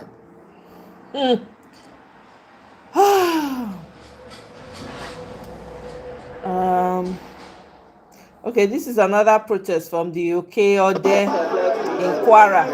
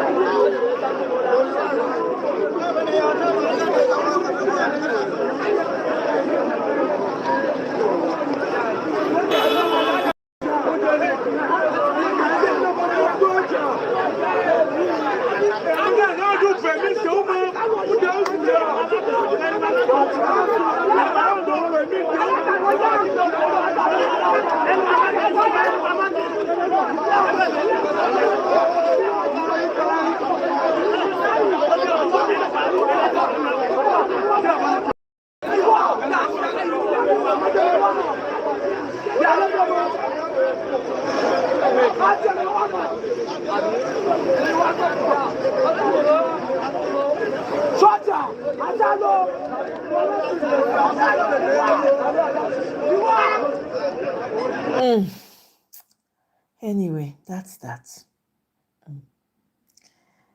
Now, Isaac Fayose has exposed and challenged the officials of Ekiti State government for spending 200 billion to construct 350 kilometers of road. Make una listen. Oh! So that means what we have done about that, we have about almost 200 kilometers, 600 million per kilometer. Yeah, that means no. What, let me. You have to look at it. You have to look at. I see. Let us be very careful about the way we talk about things that are technical. Because you are not an engineer. I'm a businessman. We are a businessman, may not necessarily be an engineer. No. I'm a businessman. See, this land, maybe like I told you the other time, that this land you are saying because we are working on it, you can't just conclude that how we got to this level, that this is how much these people will spend on this, until you now evaluate the way it was before we get here. It is then you can now determine, they have spent billions on this. Okay, so if they will have spent billions on this, for the 200 billion they've spent on road, they've done 3. We have awarded. We have awarded. We have completed. They are ongoing. Some of them are ongoing. Some have been completed, and some are ongoing. These are issues you have to. Let me give my review about this. And be objective. Yeah, very. Sorry. Be objective. Every state get their own wahala. They go collect money, they go thief am. I'm trying to see if I can. Let's listen to these guys. Corruption is killing Nigeria. Since independence, elitists had stolen 500 billion, enough to give every poor person $1,200, feed them for a year, build schools, hospitals, and roads, and lift 93.7 million people out of the poverty. But instead, the Naira has crashed. In 2025, $1 equals 1,650 Nairas. Imported goods are crazy expensive and the tariffs are sky high. Traders' goods are stopped at the port. Costs are doubling and the taxes eat up profit. Small vendors are harassed by taxi officials or zags. They cannot survive. Look at Nigeria. In slum, kids go barefoot and hungry. In rich area, parties fraud luxury cars and throw parties with dollar like a confetti. They stole from the relief funds and oil revenue. People like Okuma make 1.3 trillion Naira disappear. They quit politics, but it's just for elections and their own pocket. Western companies and politicians team up, funnel oil money into private accounts while we suffer inflation and tariffs. As people say online, no matter who is president, they're climbing to power. The government surveys the same, not the people. Traders cannot sell, and the poor face the high prices. Living in here, Africans, Chinese, everyone, we all want fairness, opportunity, and transparency. I believe this darkness will end, and our anger will spark a new path. Africa, brother, is this your voice too? If you support Mr. Ross' voice, follow Mr. Ross. A Chinese businessman for Nigeria done the para too. Oh, I want to make this video specifically to the young man they call VDM. You know, I try as much as possible not to go there because VDM has a cult following such that his followers do not see reason. Anybody that calls his name, you have to say something good about him. Otherwise, you'll be lashed on the internet. However, I have vowed that anything that concerns Peter Obi, I must make a comment, irrespective of who you are. Now, I heard VDM made a comment, and he said that he was an obedient before. He was willing to die for Peter Obi, and that when the election result came out and it was obvious that he was rigged out, instead of him to allow the people to do what they wanted to do, he decided to go to court. Yeah. Thereby killing the momentum of the type of, reaction I remember that his followers would have done. Yeah. And I'm telling you, VDM, that if Peter Obi had allowed or given a go-ahead, either consciously or unconsciously, for the masses to react, that would have been the end of his political career. That would have been the end. Probably he would have even been, this is Nigeria. The best decision he took at that time was exploring the availability of the machinery of the system. And said, okay, why did you react? Maybe if he had gone to court, the courts would have won. Now he has done all that. He contested an election, and we, the obedient, believe he won. Then he explored the system, the availability of the system, by going to court, up to the Supreme Court. We saw what the courts did. We saw what the Supreme Court did. We saw what INEC did. Now we have a lay down of the atrocities of what the system can offer. Now, if he goes into another election and such a thing repeats itself, then we have the option of reaction. Now, reaction, reaction. You see, whether we like it or not, Peter Obi is an Igbo man. And you know the stigma associated with being an Igbo in Nigeria. Let's say, for instance, he gives the go-ahead for a reaction, and then towards somewhere, everybody starts pulling out. Before you know it, it will be Igbo versus Nigeria. Before you know it, another Biafra matter comes up. Bam.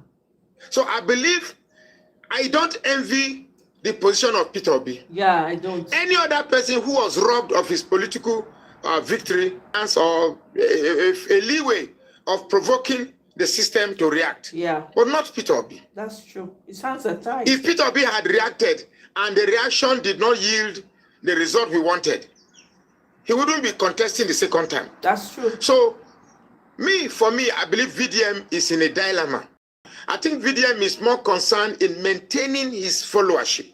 He knows that if he put his weight behind Tinubu, he will lose a large chunk of his support base, who are mostly obedient, by the way. Yeah, that's true. And if he puts his weight behind Peter Obi, he's also going to lose his chunk of followers who are also supporters of Tinubu. So the best way to do that is to be in the middle. Yeah. One day you are condemning Tinubu, the other day you are condemning Peter Obi. Nobody knows exactly where you are. Now, let me pick my words. Okay, VDM stands at a very, very pivotal point in the history of Nigeria. Yeah. VDM has a chunk of voters. Now, I'm not saying you should sell your vote or lean to my candidate or lean to Peter Obi, but I'd rather that I see where you lean. I see where your pendulum leans. Because right now, I cannot particularly place where your pendulum swings to. Is it with the people's choice? Because those who want a better Nigeria, you know where they pitch their tent. Those who want Nigeria to continue in these nefarious activities of looting, grabbing, and snatching, you know where they are. So where exactly do you belong? You belong with the old system, or you want a new system? That is me. This video is not an attack. Please, your rattle, whatever you call yourself, it's not an attack. I am a very smart, I think I'm a very smart person, and I like to read between the lines. When you say that you stop supporting Peter Obi because after the election he chose to go to court, that for me is suspect and it's questionable. He has a right to peace. After it was Goodluck Jonathan who picked a phone call and said his blood is not what, his political ambition is not what the blood of Nigerians. And he was hailed all over the world. I believe that you don't need to be told to react. Peter Obi doesn't need to tell you to go and react. If you want to react, you react. You don't need to get a signal from him to, okay, you guys go and react. If you truly want Nigeria and you believe reaction is the solution, you do it yourself. You don't need a nod from Peter Obi to do it. So telling me that it is because Peter Obi went to court, that was why you stopped supporting him. For me, it's that excuse is lame. If you ask me, the excuse is lame. I respect the fact that you're popular. I respect the fact that you have some cult followership that will not want to see you do wrong. Once anybody comes and challenge your perspective, they get blown down by your supporters. But then it is what it is.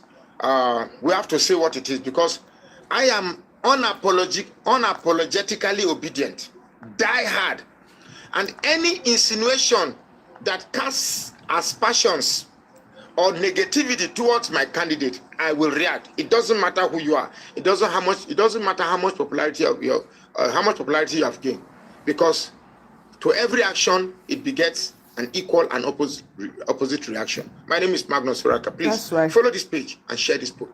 That's right. Well said. Well said. I mean, well said. I'm trying to get to that video, by the way, guys.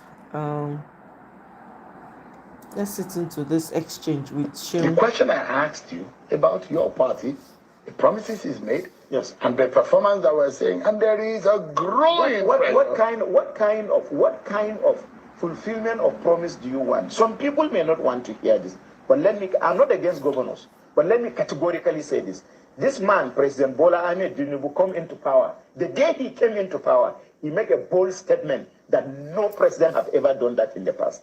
I am no more subsidy. That was not only a statement. He practicalized and demonstrated that by ensuring that removal of subsidy have equally instigated the revenue generation upward. It does not stop there. State that used to take 4 billion in a month when there was subsidy now take between 10 to 12 to 14 billion. Why are Nigerians not asking Why are state assemblies of the Federal Republic of Nigeria telling the performance of their governor if the revenue given to each state has been tripled by the effort of Mr. President in fulfillment of his campaign promises? Why are the governors not justifying that? Look at the program federal government have. They have infrastructural program, roads, buildings, hospitals, and what have you. In addition to that, they come up with people-oriented policy of giving loan to students, assisting families in intervention to get what they eat in form of some allowances, instigating and helping small and medium-scale enterprises to grow. That is what they are doing with the federal government allocation.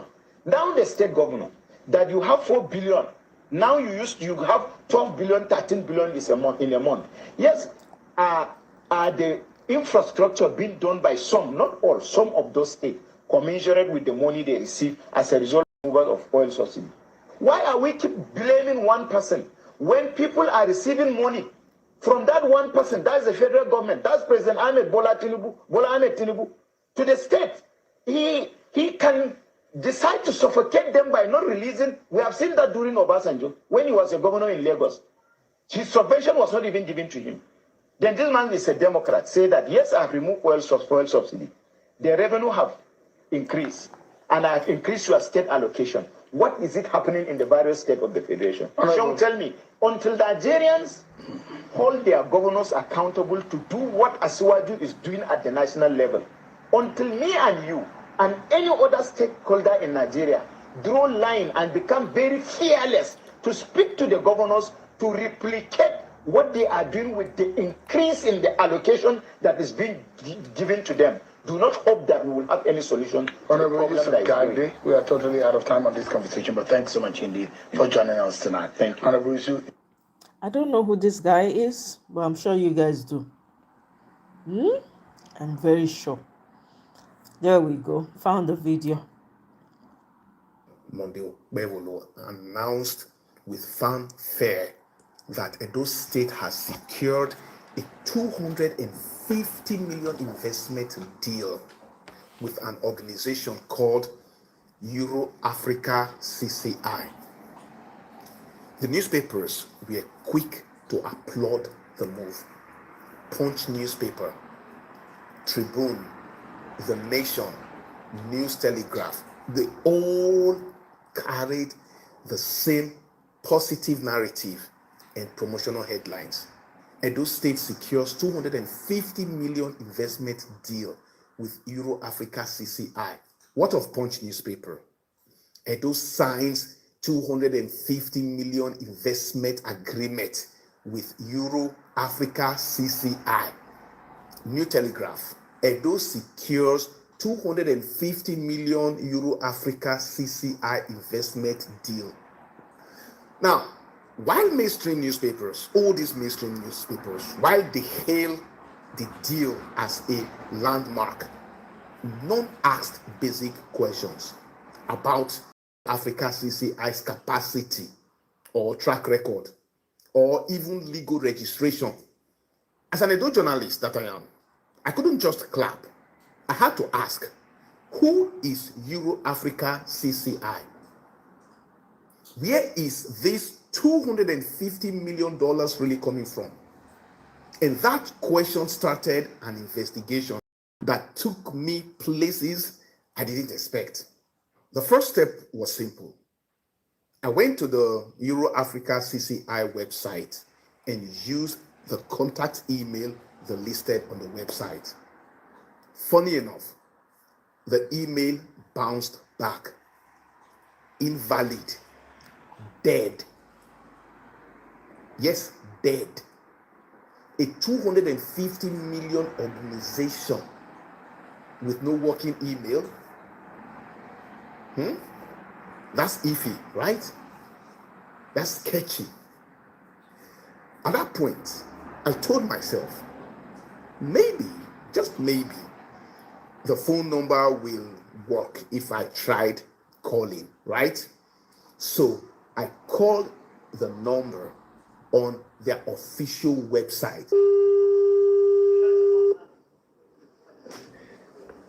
Hello? Hello. Yes, good afternoon.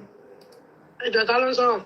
I saw this number on the website Wow. of Euro Africa CCI.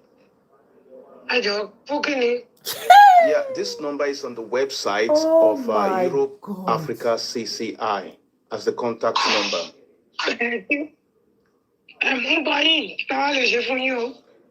Okay, please, can I confirm the number? Is it 0706 272 2244?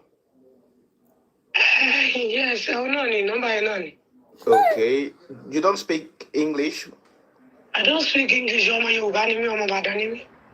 Speaking English. But it shows that you guys are in Abuja, and this is the number for Euro Africa CCI. Maybe it's a wrong number then. Edo State. Okay, thank you, ma'am. Oh, where Ovie, come and hear your illiterate governor. Come, where you dey? To make sure I wasn't mistaken, to make sure this wasn't a mistake on my part or bias, I turned my attention to their Director General, that is the Director General of Euro Africa CCI, Ambassador Dr. Kingsley Obasohan. I searched for him. No LinkedIn, no verifiable professional profile. Wow. But what I did find were Instagram posts congratulating him on one title today and another award tomorrow. One day, he's board chairman of NAMCON, the National Agricultural Mechanization Cooperative. Another day, he's director of the Institute of International Peace Leaders. And today, he's the Director General of Euro Africa CCI. Plenty titles, plenty of ceremonies, but no record of delivering a 250 million project anywhere in Africa. And yet, my governor, Governor Okpewolo, the same man who at the same event promised the President of the Republic, who is also a member of his party, 2 million votes from Edo State in the upcoming election. In fact, not even upcoming, in the year 2027. So I promised Mr. President 2.5 million votes. If any of you here can call your family back home to say, vote for Mr. President, all of you here, I know you have 1 or 2, 3 persons back home. You heard him. He is signing deals with an organization that is not traceable, an organization without a working email and telephone number. And what did the newspapers, what did they do? They clapped. Nobody asked the hard questions. But I, melanated Uwe of Yesowoba, I will. Edo people, Nigerians, until we see signed contracts, until we know which banks or financiers that are bankrolling this deal, until we see real projects breaking ground, this 250 million is nothing more than a political hoopla. And we, the people of Edo, deserve better than headlines and handshakes. We deserve the truth. So here's my challenge to the Edo State government. If this deal is real, prove it.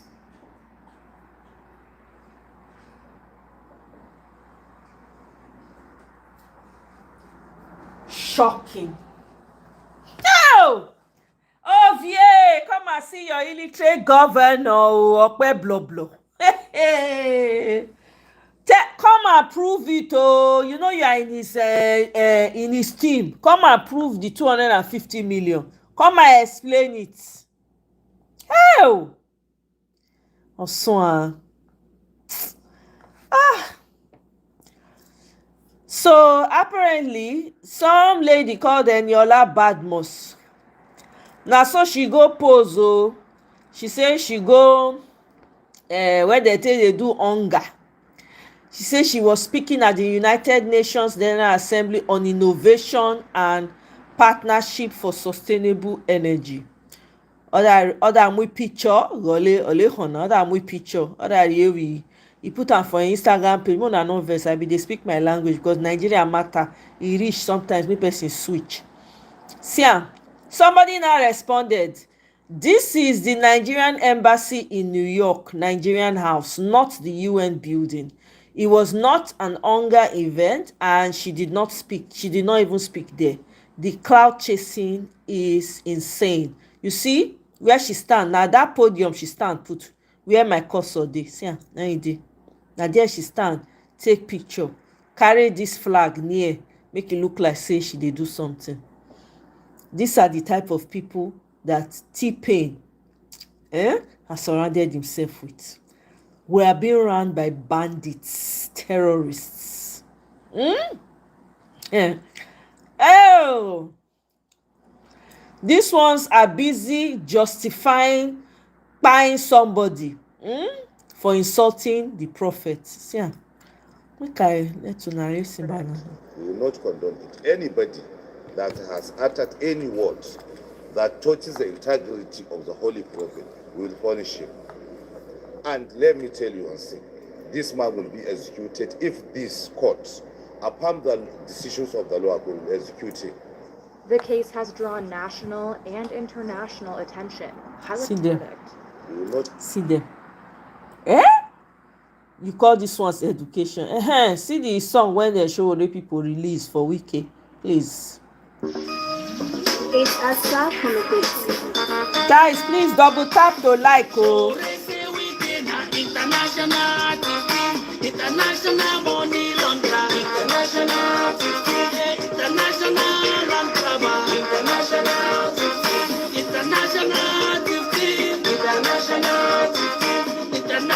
money launderer, international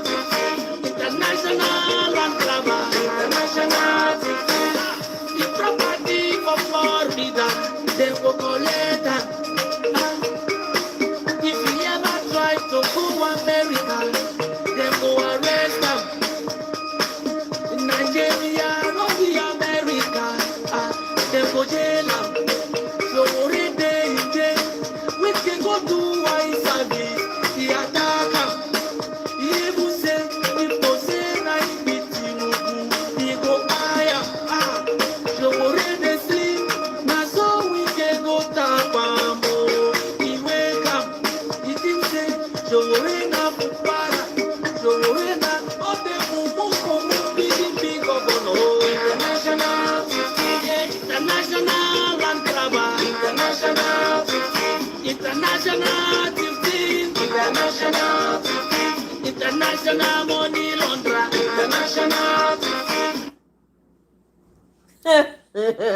That's our latest song by Showore people. A round of applause to them. Hey, here is Arabambi. We wish to call on the Inspector General of Police to arrest Dr. Tanko Yunusa for treason and incitement and transfer Mrs. Precious Onushe case to Abuja for conduct of cooperation of peace and placing Mr. Obi on a security watch list as is known to have been demarketing Nigeria and calling for war, destabilization as it happened in Nepal. Really? The above statement for the National Coordinator of Media Movement, known to be fully owned and financed by Mr. Gregory Obi, a non-political extremist and irredentist, is a wake-up call for the Nigerian National Security Apparatus under the National Security Advisor, the Office of the Inspector General of Police, to declare Comrade Alaja Aisha Yusufu a non-narcissist, a security risk, including Precious Onuche and Dr. Tanko Yunusa, as a security risk that are capable of planning political insurrection to destabilize Nigeria and violently overthrow President Bola Ahmed Tinubu. We'll be calling on the Nigerian security apparatus to watch most of these obedient supporters, no matter how they place. They should be put on security watch. Okay. They are held bent to terminate the administration of President Bola Ahmed Tinubu. Okay. Fully Nigerians that Mr. Petobi won 23 election, and we Labour Party are saying Labour Party did not win, neither did Obi won the 2023 presidential election. Okay. The attacker, Madam Precious, a large-scale disgrace to womanhood, a large-scale disgrace to her husband and children, continue a negative vituperation all through the duration of the flight, defying all attempts by mass attendants to calm her down. The assault, which attracted large population of onlookers, continue unabated on disembarkment at the airport in Benin, where she continued recording the scene, even making call to a purported woman who is among the obedient. Attack on National Chairman of Labour Party, Vice General Abure, at the airport yesterday. Labour Party called on the Inspector General of Police to watch all Mr. Peter Obi supporters for improvised explosive device IED attack on Nigerian government officials, as threatened by Precious Onoshe. The attention of the leadership of Labour Party has been drawn to a suspected assassination attempt by one of Mr. Gregory Obi obedient supporter, really, by the name Precious Oroche, on our party national chairman, by Sir Julius Saburi. Precious Onoche, alias Mama P, accosted by Sir Julius Saburi while on a queue at the Nnamdi Azikiwe International Airport, boarding mass air en route Benin, Edo State, and launched a dangerous attack on the chairman of Labour Party. The attacker, Madam Precious, a large-scale disgrace to womanhood, a large-scale disgrace to her husband and children, continue a negative vituperation all through the duration of the flight, defying all attempts by mass attendants to calm her down. The assault, which attracted large population of onlookers, continue unabated on disembarkment at the airport in Benin, where she continued recording the scene, even making call to a purported woman who is among the obedient. They don't give this one office, so you know, say as they pump. Hey, Nigeria. I beg. Can listen to Barrister Dante. When a man becomes too arrogant and too strong, the villagers will gather together against him, and he will not make it. You remember Gulliver's travel? When the Lilliputians saw this giant of a man, they brought him down and tied him up, and the rest is history. So we came. It's a matter of time. It's a matter of time. Yes, it will collapse. It's a matter of time. Let's see what happens. It's developing. Let's see what happens by November 15th. I will advise PDP. Look, elective national congress. Mr. Okoro, I will advise PDP at this point now that their gentility should be put aside. If there is no madman among them, they should go and hire one. Because in a village where there is no madman, that village have not grown up. Yep. It's just that whose family will bring that madman, because one day another madman will come from another village to enter that village. So if there is no madman to even deal with him, every day you'll be coming to terrorize the village. So right now, since Wike has developed this arrogant behavior, I'm sure you are using the word madman advisedly. Yes. Let's move on. Let them bring it. Hey! Oh, Okoko Bioko. An average Nigerian leader, when you travel abroad on this junkets, what do you bring home? If a musician travels abroad, at least he will bring money. Exactly now. Or even a poet self. You will still calculate, say, okay, this is the amount of money I was given to come and perform. So people dash me money. But when a Nigerian leader travels abroad, you say, oh, we went to look for foreign investments. How much do you bring home? Nothing. Because why? The foreign investors don't need you to come to their country to invest in your country. What you need to give to a foreign investor is a country that is secure and peaceful, progressive. If you want foreign investors, go and fix your electricity. They will be, some of them will sleep at the international airport. They don't care. Because what does a foreign investor want? Profits. Yes. You don't need to go to some country. If there's not going to be, if the cost of, this one is simple economy, if the cost of production is higher than in China, for a foreign investor, where would it go? Go to China. You go to the place with the least cost of production and the highest amount of profit. It's as simple as that. So, the foreign investor you are looking for is not coming to your country. But when they say, I want to go and see foreign investors, Nigerian leaders are like children. Maybe somebody came and told them, say, look, this is our jet. We'll just cruise and go Brazil, see how it feels on the way. So, yeah, let's go.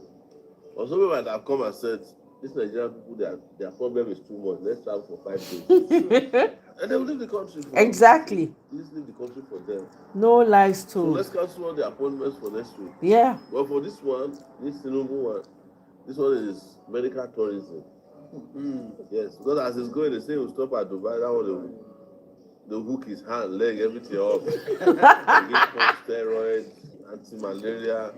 You know, they will clean the wax way not developed for his ears. You understand? They will clean his eyes because too much things don't dirty. Eye don't dirty. So from there again, they will manage and enter this thing. They will now go to Japan. In Japan, they'll still be looking for doctors, not foreign investors. Then they will now go and come back. All the idiots who are working in Abuja will now go and wait at the airport. Including the person who flew with him, that one will come out first. Will come and shake hands with the person. So that you guys both arrive at the same time. Does it make sense? My people. You say he can't come to America right now. You think so? You think we can't come to America? Make it come. Make we test something. Me, I go let me the guy come. To be honest, make we test. I want make it test himself. You know, say you don't turn to King Kong. Let him come. You should. Kobe, why you they talk like that now? Make it come. Make we try. Make we test something. Let's see. You're saying you shouldn't come. You should come, oh, I beg. You should come and visit the citizens. I beg. You should come. You should come and visit them. You should come and visit them.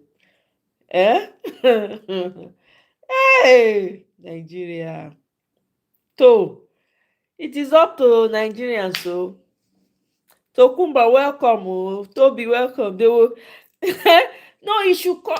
You don't want him to come and visit the citizens. Are you not a citizen? Don't you want to receive your FCT minister? You should come. Why are you afraid of what? Is he not does he not have diplomatic passport? Come on now. Let him come. I beg. We want to see something. Make it come. Make we see something.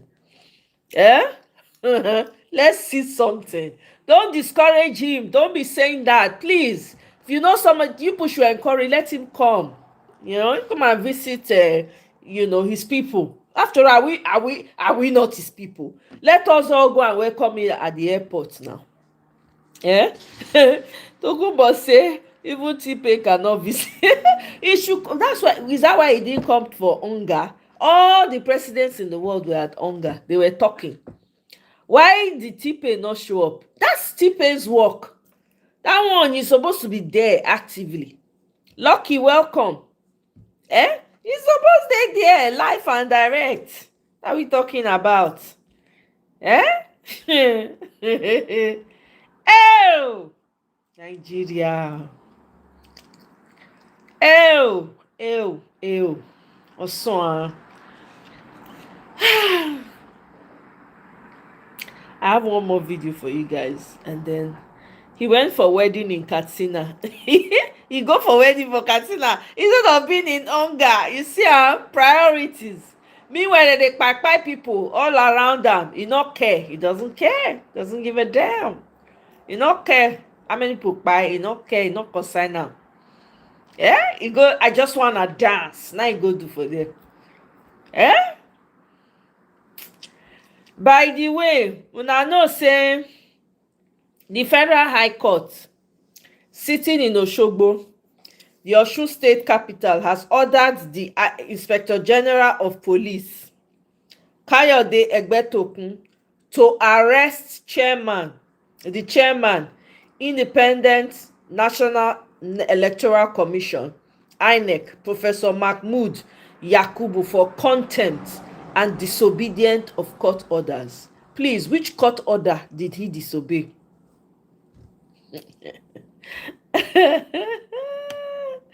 Hey, they don't carry this thing enter Mahmood body. Eh? Okay, let's see. I think there was another information. Yes, this is what I want to do. Nigeria is not a country, my brother. You can say that again. You can say that again. Okay. Make una listen to why. The INEC chairman has just fired a 9-minute bomb at President Tinubu as his tenure comes to an end just in few weeks, first week of December to be precise. Right now, the 2027 career of... Sorry, Tokumbo, Lucky, have you guys liked? Please double tap the screen to like the show. Kobe, have you liked? Double tap to like, or click on the 3 dots to like. Please, thank you. President Tinubu has taken a new turn for the worse. The INEC chairman, in a bold, different move, has just registered 14 new political parties without the permission of Mr. President, something that Mr. President is very much against. As the tenure of the INEC chairman comes to an end in first week of December, there has been a sudden lack of trust between Mr. President and Mahmood Yakubu.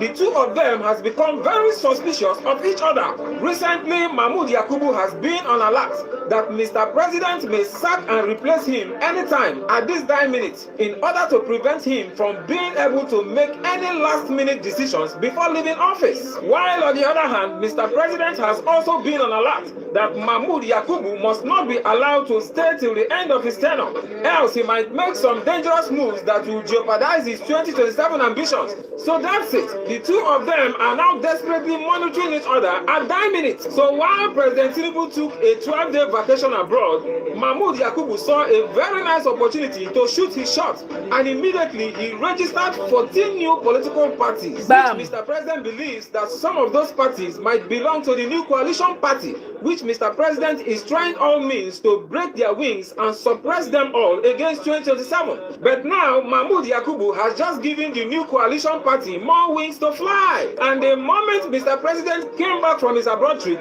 he was briefed about what Mahmood Yakubu had done, and immediately the president did not hesitate. He ordered the INEC chairman to suspend all official duties and immediately proceed on leave till first week of December 2025, when his tenure will end. This means goodbye to Mahmood Yakubu. But then it's already too late for Mr. President, because Mahmood Yakubu has already fired his shot before President Tinubu could respond. I mean, it's now on record that since 2023, Mahmood Yakubu is the only Nigerian politician that have been able to move ahead faster than the president before he could attack. This means more problem for Mr. President in 2027.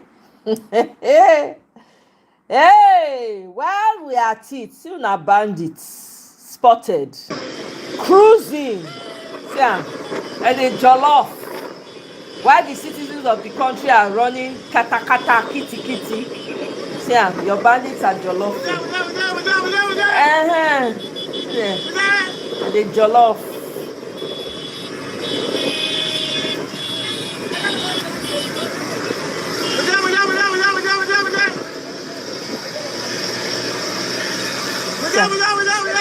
Yeah, they would they put themselves for camera. Yeah.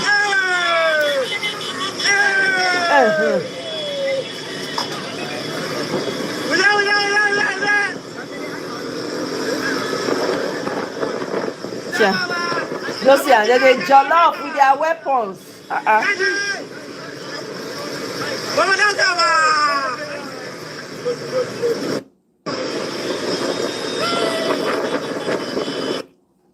Oh, Nigeria.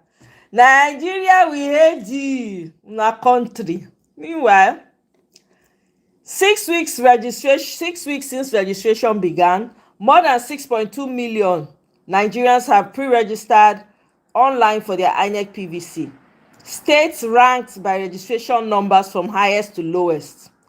From this one, looks like Borno is the highest. You guys can go check it out. This is on Twitter. And Enugu, the lowest. I doubt this. All these numbers when they put for here, for the south states and southeast, now lies, all lies. Lies. But anyway, moving along. Ndume has said to Tinubu, I don't mind if you act like a dictator. Dissolve Pengassan if it won't serve national interest. Ndume has dropped mic again. Kobe, you said they are trying to remove him. Yeah, they're probably going to remove him, but it's up to, I don't know, Nigerians, when they go wake up, now be their morning. Bethel George, welcome. He said, despite the fact he's saying, but Igbo man can't explain the stupidity of presidency in this manner without any. I don't understand what you mean there, Bethel. I don't understand. What are you trying to say? Can you clarify? Can you re-clarify? What are you trying to say? Nigeria is a banana republic. You can say that again. Oh, Idemudi, you're welcome. Do you want to come in? Let me share my link. Only going to be here really quickly. If anybody wants to, has something to share, they can come and drop their 2 cents and we call it a day. Oh! Wow. Hey, Nigeria, God forbid. They happy that they talk, they still. You will fit drive for road like that for Nigeria. They born anyone for Nigeria where citizens of Nigeria to drive like that for Nigeria. Oh boy.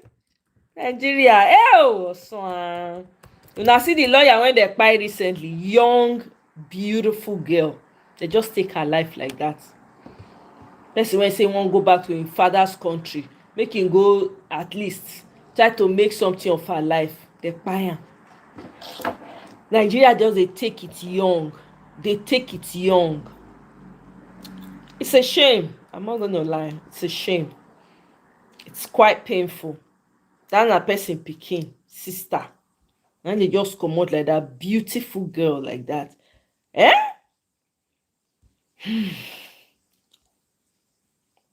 Okay. Oh.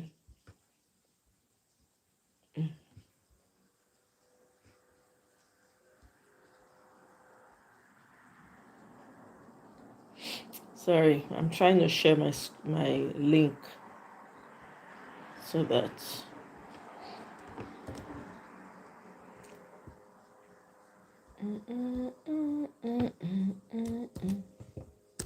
okay, there's the link right there. You can come into the studio if you have something to share, to add to all this that we talked about. Oh, it happened early hours of today. Apparently, the girl posted something on her Twitter page like a day before, hours before. She even said a prayer like, may Nigeria not happen to her or anybody she knows. Little did she know. They went into her estate where she lives in Abuja. That's where they kpai her. Young, beautiful. Let me see. For those people that have not seen it, let me show you guys. This is very painful. Young girl relocate to Nigeria, say, make I go back to my country to try and make it better. She's an anchor. She's an Arise News anchor, apparently. Can you see her?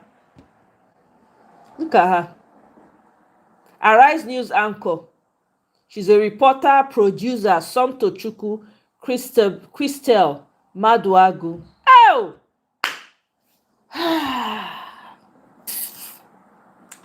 This happened in the early hours of today, following an armed robbery incident in her residence in Kantape. So the person who posted this, oh my God, what's going on? Okay. Let me share.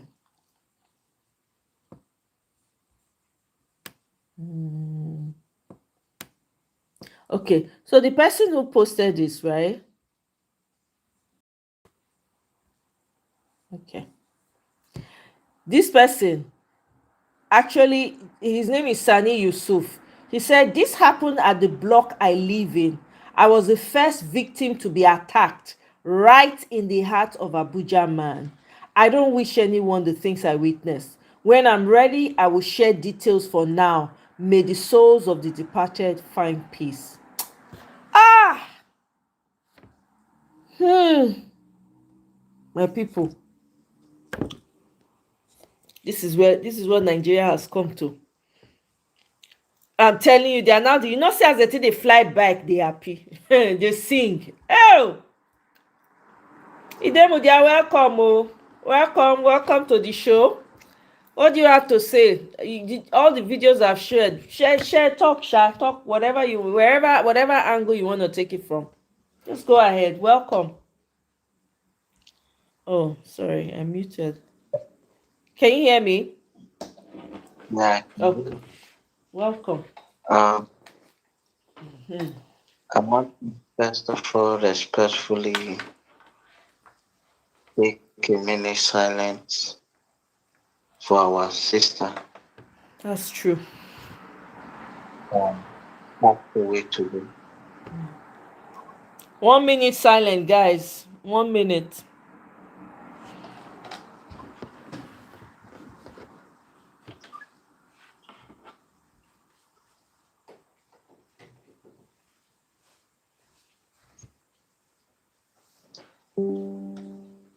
May the soul of Miss Madwa rest in perfect peace. He said.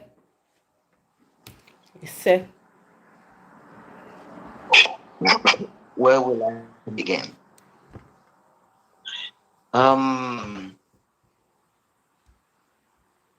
Abuja is an elite town. I can't hear you. What did you say? We can't hear you. I said Abuja is an elite town. Is it? Elite town. Is it? I'm coming.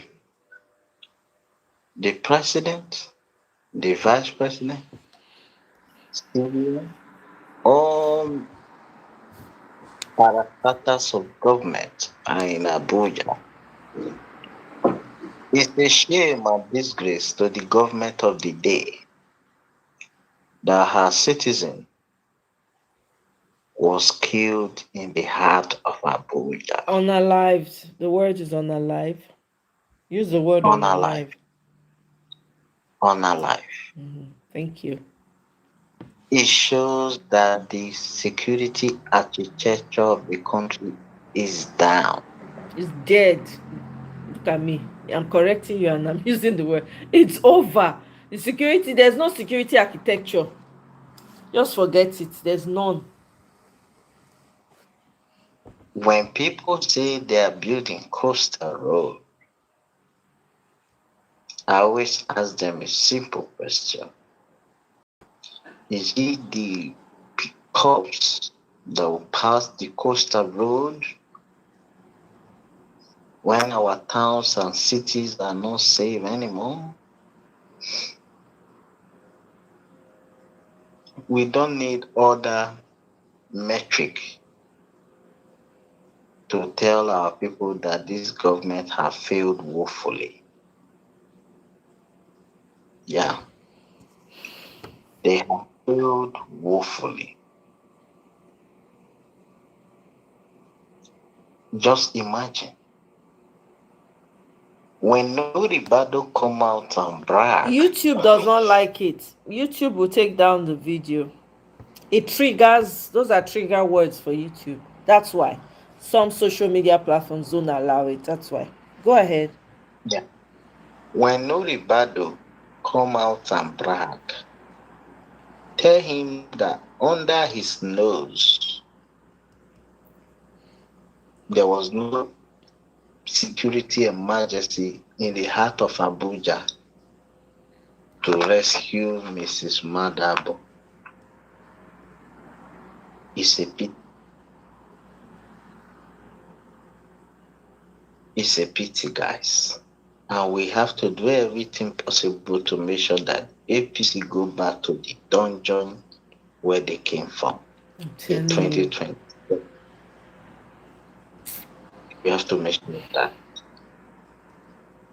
And the Lupeng and Pengerson, to be fair, these have been a lingering issue since I was born. The former head of state once dissolved this union. I'm of the opinion for Nigeria to move forward, we need to dissolve unions across the nation and let there be free capital markets. Nobody grows under political, evotic union. The Lupenga Pengerson have been a pain in our ass since 1960s. And if we have somebody like Dangote who feel he can bring their chain, why not? I support him 100%. That is my thought on that. Thank you very much for having me. Okay. Thank you very much for your contribution. I've been here for a little while. I'm going to be wrapping it up. Thank you so much, guys, for joining me. Tokumbo, thank you. Kobe, I believe. Yes, Kobe, Lucky, Michael,